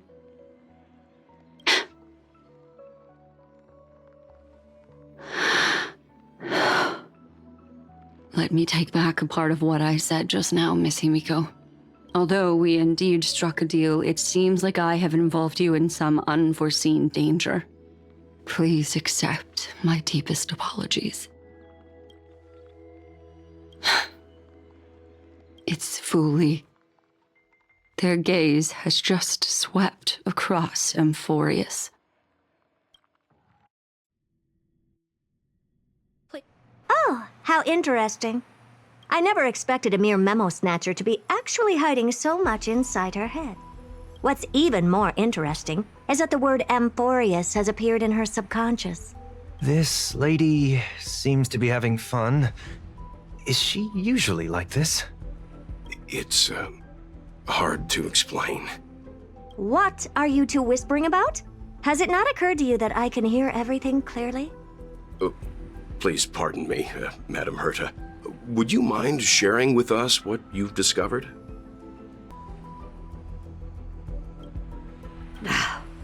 The ones who need help are the Astral Express. You will have to put up with my methods, even if they are rather unconventional. Let's get back to the topic. By using the fourth mirror, I rummaged through the brain of this memo snatcher and learned a good deal. Not only does this person know of Amfореus, but there are also many memo keepers who are interested in the place. I searched through her consciousness and found the following terms: the Eternal Land, the Rejected Land, and the private collection of the Garden of Recollection. It seems like Miss Black Swan is indeed hiding some things from us. Since I'm not able to find any useful clues from the outside, why don't I personally visit this mysterious Amfореus? You're planning to head to Amfореus yourself? Yes, but not in the flesh like you all foolishly did. See these Herta mirrors? With them, I can project my data spirit entity to any corner of the cosmos through spatial warps, without even needing to leave my room. But of course, these corners of the cosmos must be within the coverage zone of inter-astral peace communications. After all, this is collaborative technology. I see. You do seem like the more indoor type. Although that star zone is not within the network of the IPC, the Express itself can serve as a signal station. Come, give me the astral chart coordinates. Then, sit back and enjoy the show.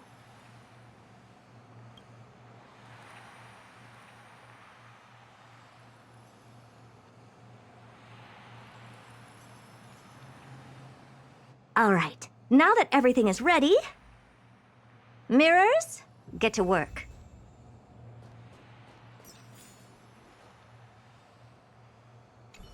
Madam, watching you work has been an enlightening experience for me. It's hard to imagine that an outstanding scholar like you could maintain such a relaxed manner most of the time. Your calm and collected nature is truly a trait that I should learn.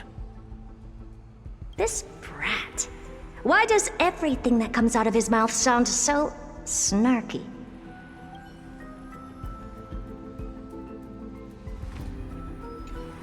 Thank you, Madam Herta. Companions are the lifeblood of the Astral Express. When things are settled, we will repay you for all your help. Well, this young man sure is courteous.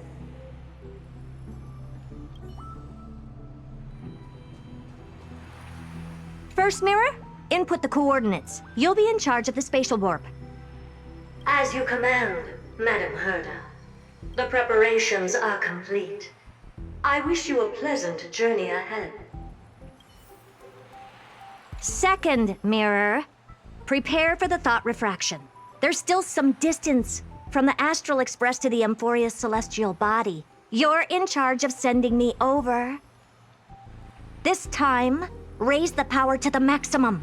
Don't be stingy. Oh. Okay. I won't fail the mission, Madam Herta.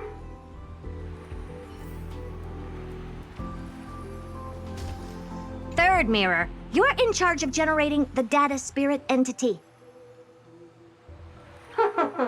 I'm happy to help, Madam Herta. What kind of appearance are you planning to use this time? Good question.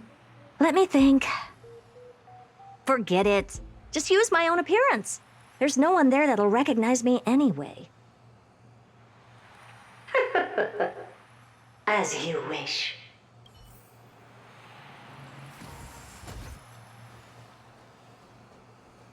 Fourth mirror, you'll be in charge of... It seems like I have nothing for you. Just stand by and wait for orders. Ah, standing by again. That's so boring. Next time, can you count down from 4 instead?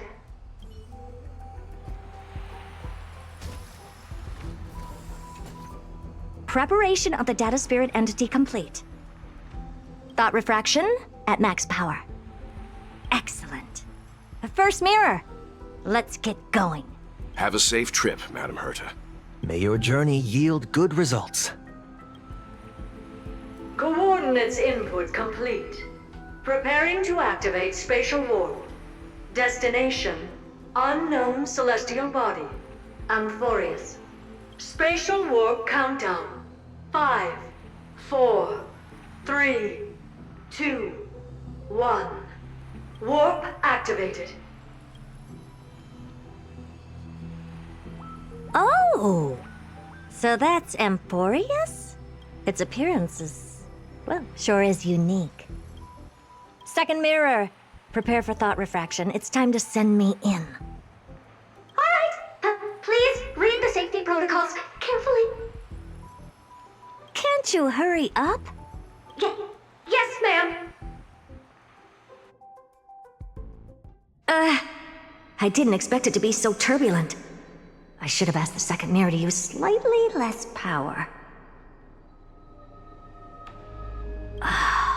What a magnificent sight! Is this the entrance to Amfореus? Let's see. Perhaps I'll be able to find a way in.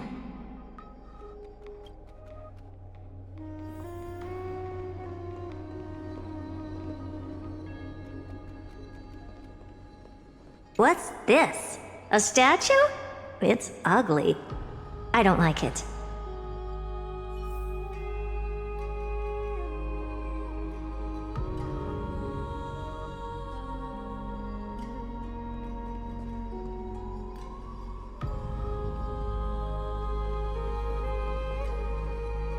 Oh, I finally found your traces.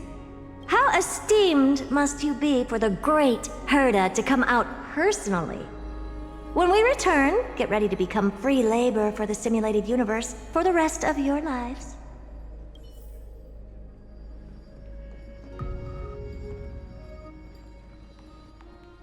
What's this? How creepy. Oh, it moves? Who are you trying to scare? It's either a projection or a fake. There doesn't seem to be much to take note of. Now then, how am I going to get into Amfореus?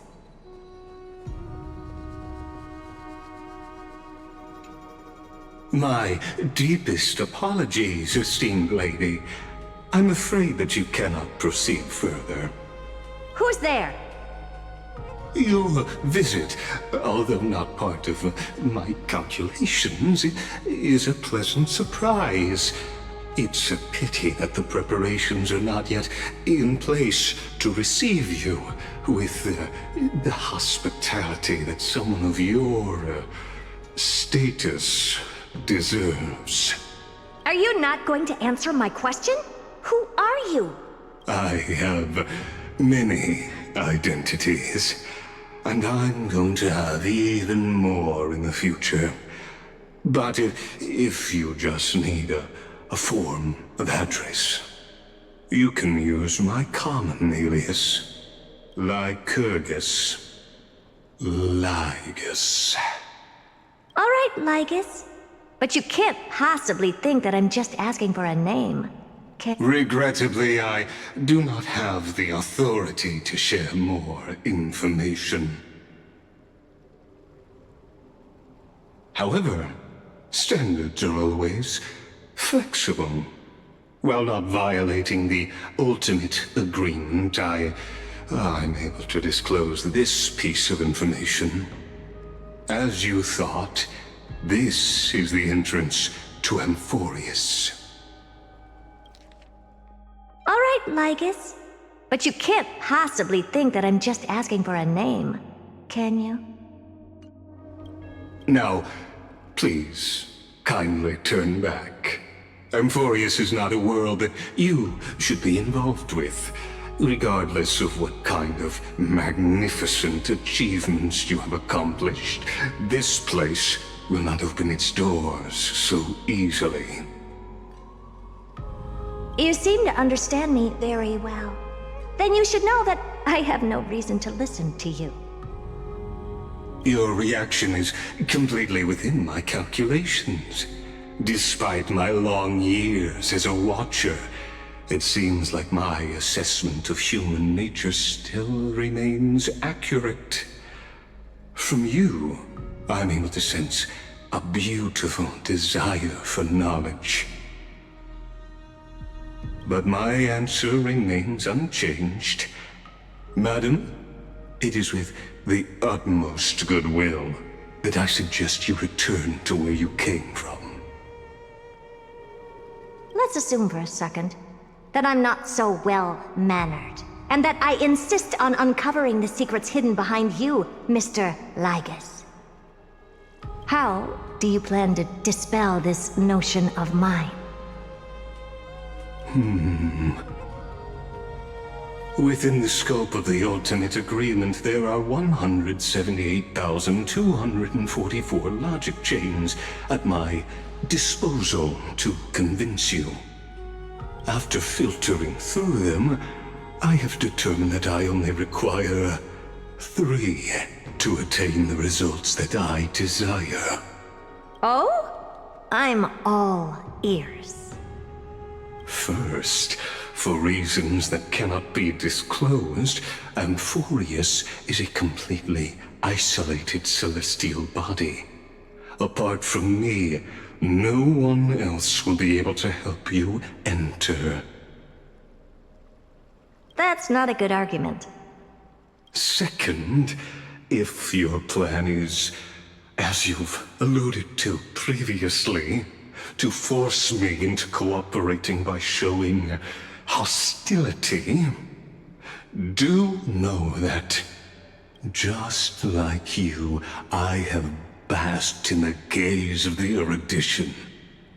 I stake my honor, and assure you that, in the worst-case scenario, our mutual destruction will be inevitable.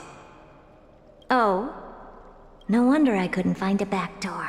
When I did a scan of our surroundings, the safety protocols on you are comparable to Screwy's. How interesting. I assume that you still wish to hear the 3rd logic chain? Of course. Why wouldn't I? 3rd, even if you exhaust all your means and find a way to break through, you will surely give up once you understand the consequences of your actions. After all, throughout your long life, as much as you'd hate to admit, your conscience has played a crucial role. What a brazen robot. You think that you can actually understand me through your paltry calculations? But since you put it that way, why don't you tell me what these consequences will be? It concerns the 3rd path that is entangled with Amfореus. A path that you and your friends still very much lack understanding of. The destruction. So, if you ignore my warnings and persist in your ways, you will break the shackles of a Lord Ravager. And when that happens, their fury will engulf the cosmos.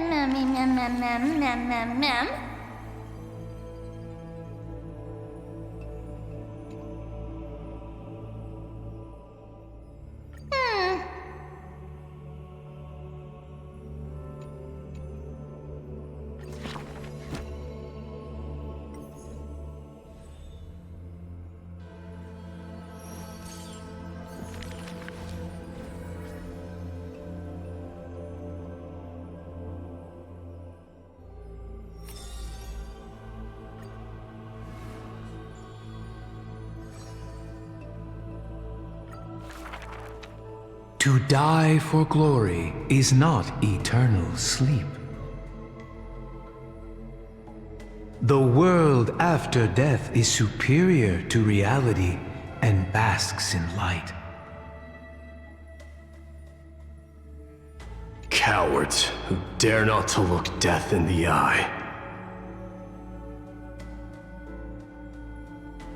Longing for a martyr's heaven and reciting self-deceiving stories.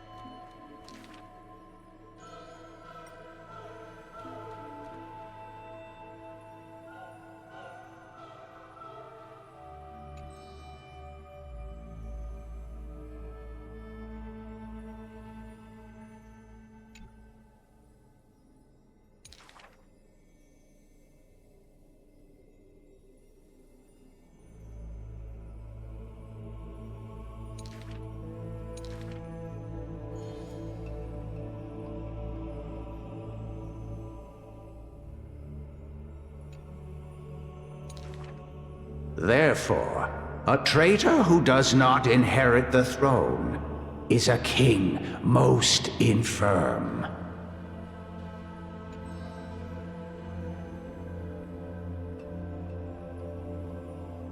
These are not rumors unfound. But will they matter if my deeds eclipse those of all other kings, achieving glory beyond? Never turning back in war, he seizes all our glory.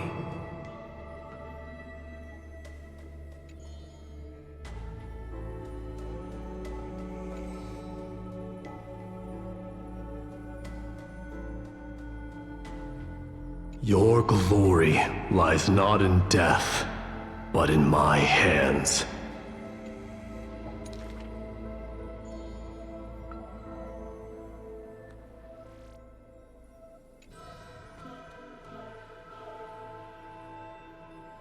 Did you already walk that flame-chasing road, O King?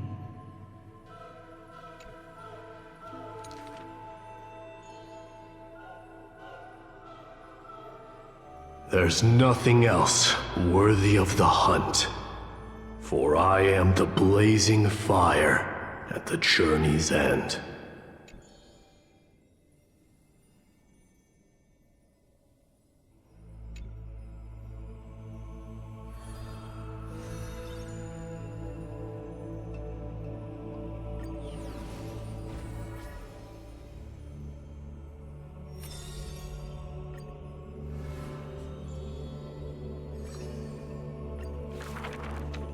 Do not make him your enemy, even though he may seem frail and weak.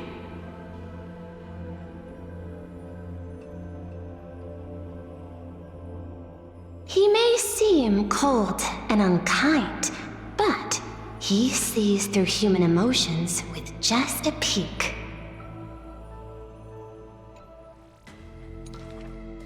All is science, and human wisdom knows no bounds. Both martial prowess and emotions are knowledge that can be found.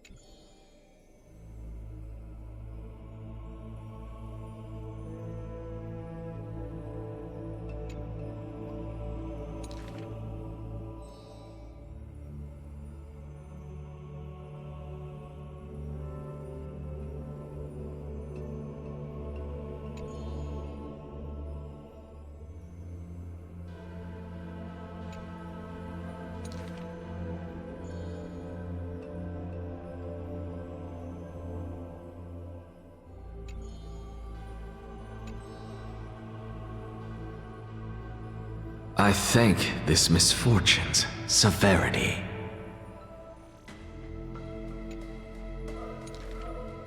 If this road is easy to walk, then future generations will not praise my name in piety.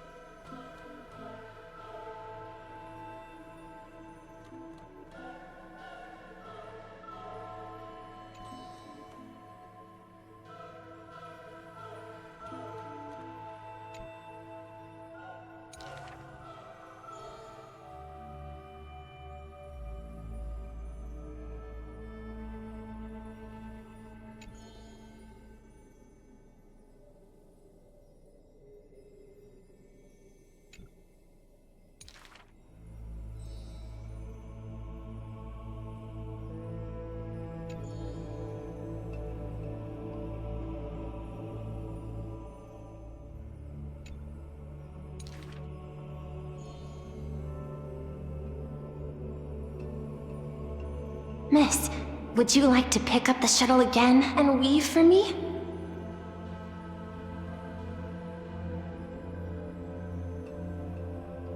Though I can no longer see, I still want to don the garments you weave.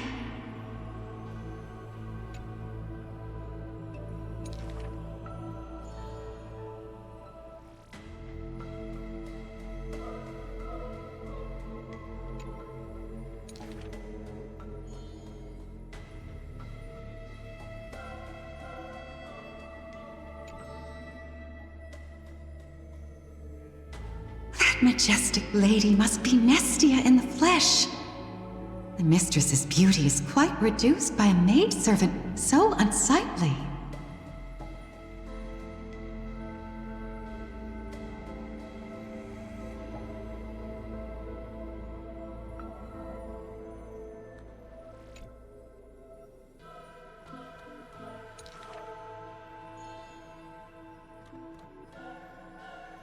My mistress, I have brought you shame.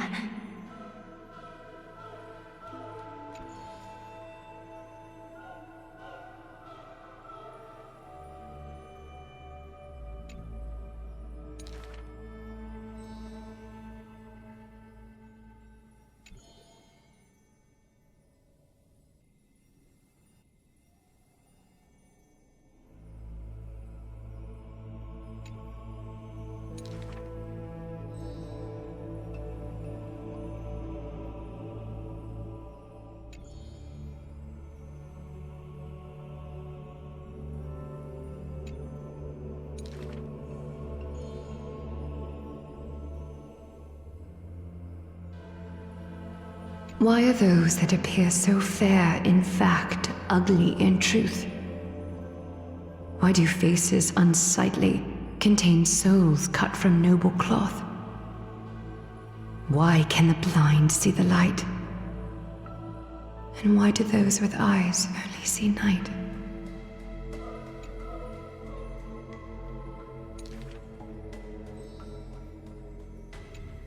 If you no longer have the power to see, then with my destiny, I'll exchange for eyes that can see everything.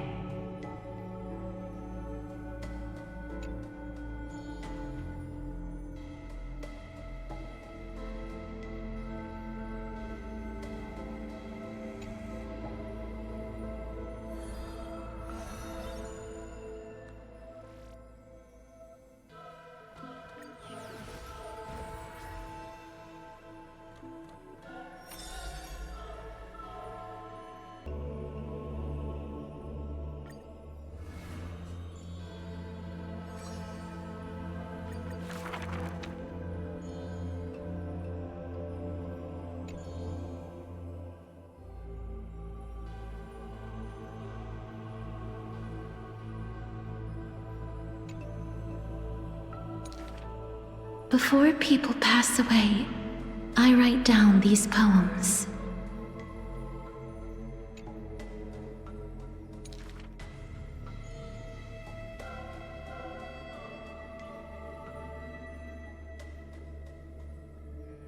My poems are still too green. Not worthy to be art.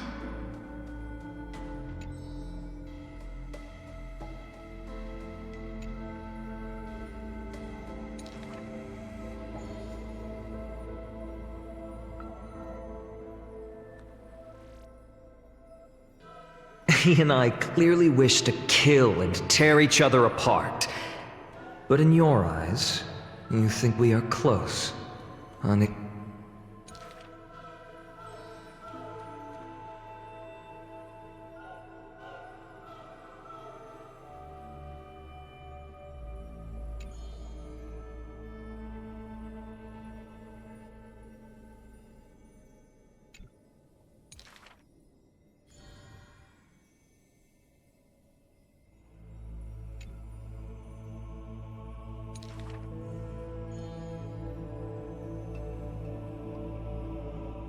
This is truly difficult to write.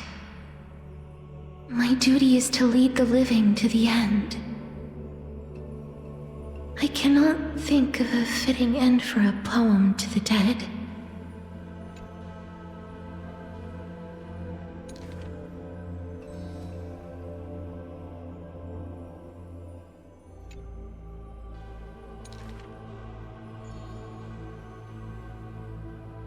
What she brings is not only death.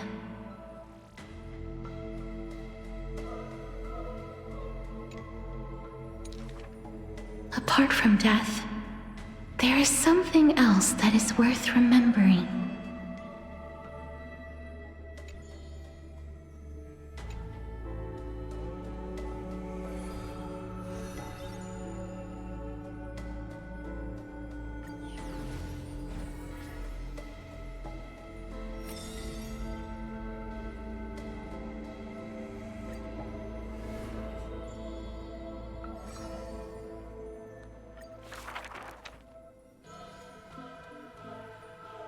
The first story is titled The Golden Apple. It doesn't have to go to the fairest.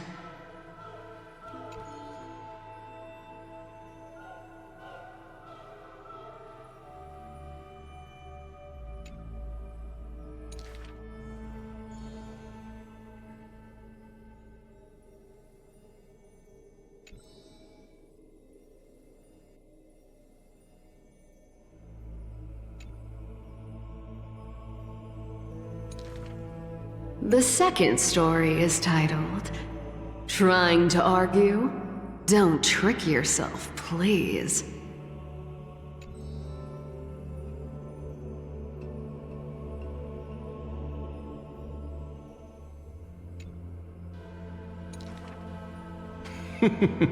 Even the best athlete could never catch up to this turtle.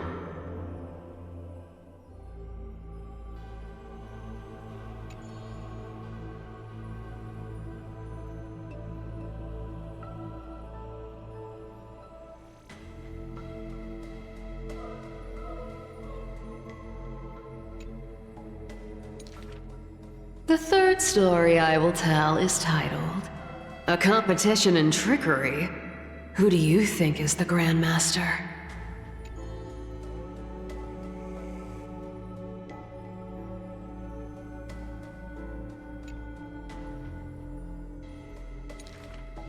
I think the world is a gourd. In truth, we are all already dead.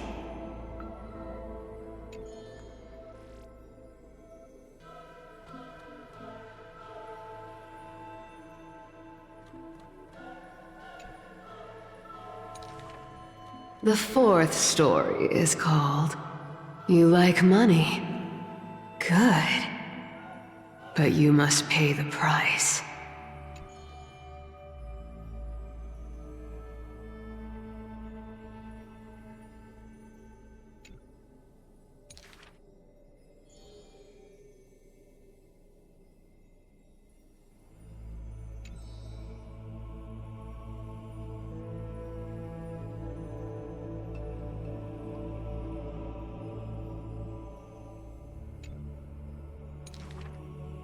Cyphera, you took another long journey.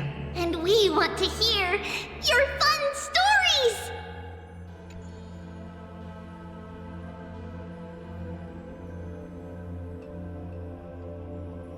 Basically, I visited 4 places, tricked them to my heart's content, and came back fully rewarded.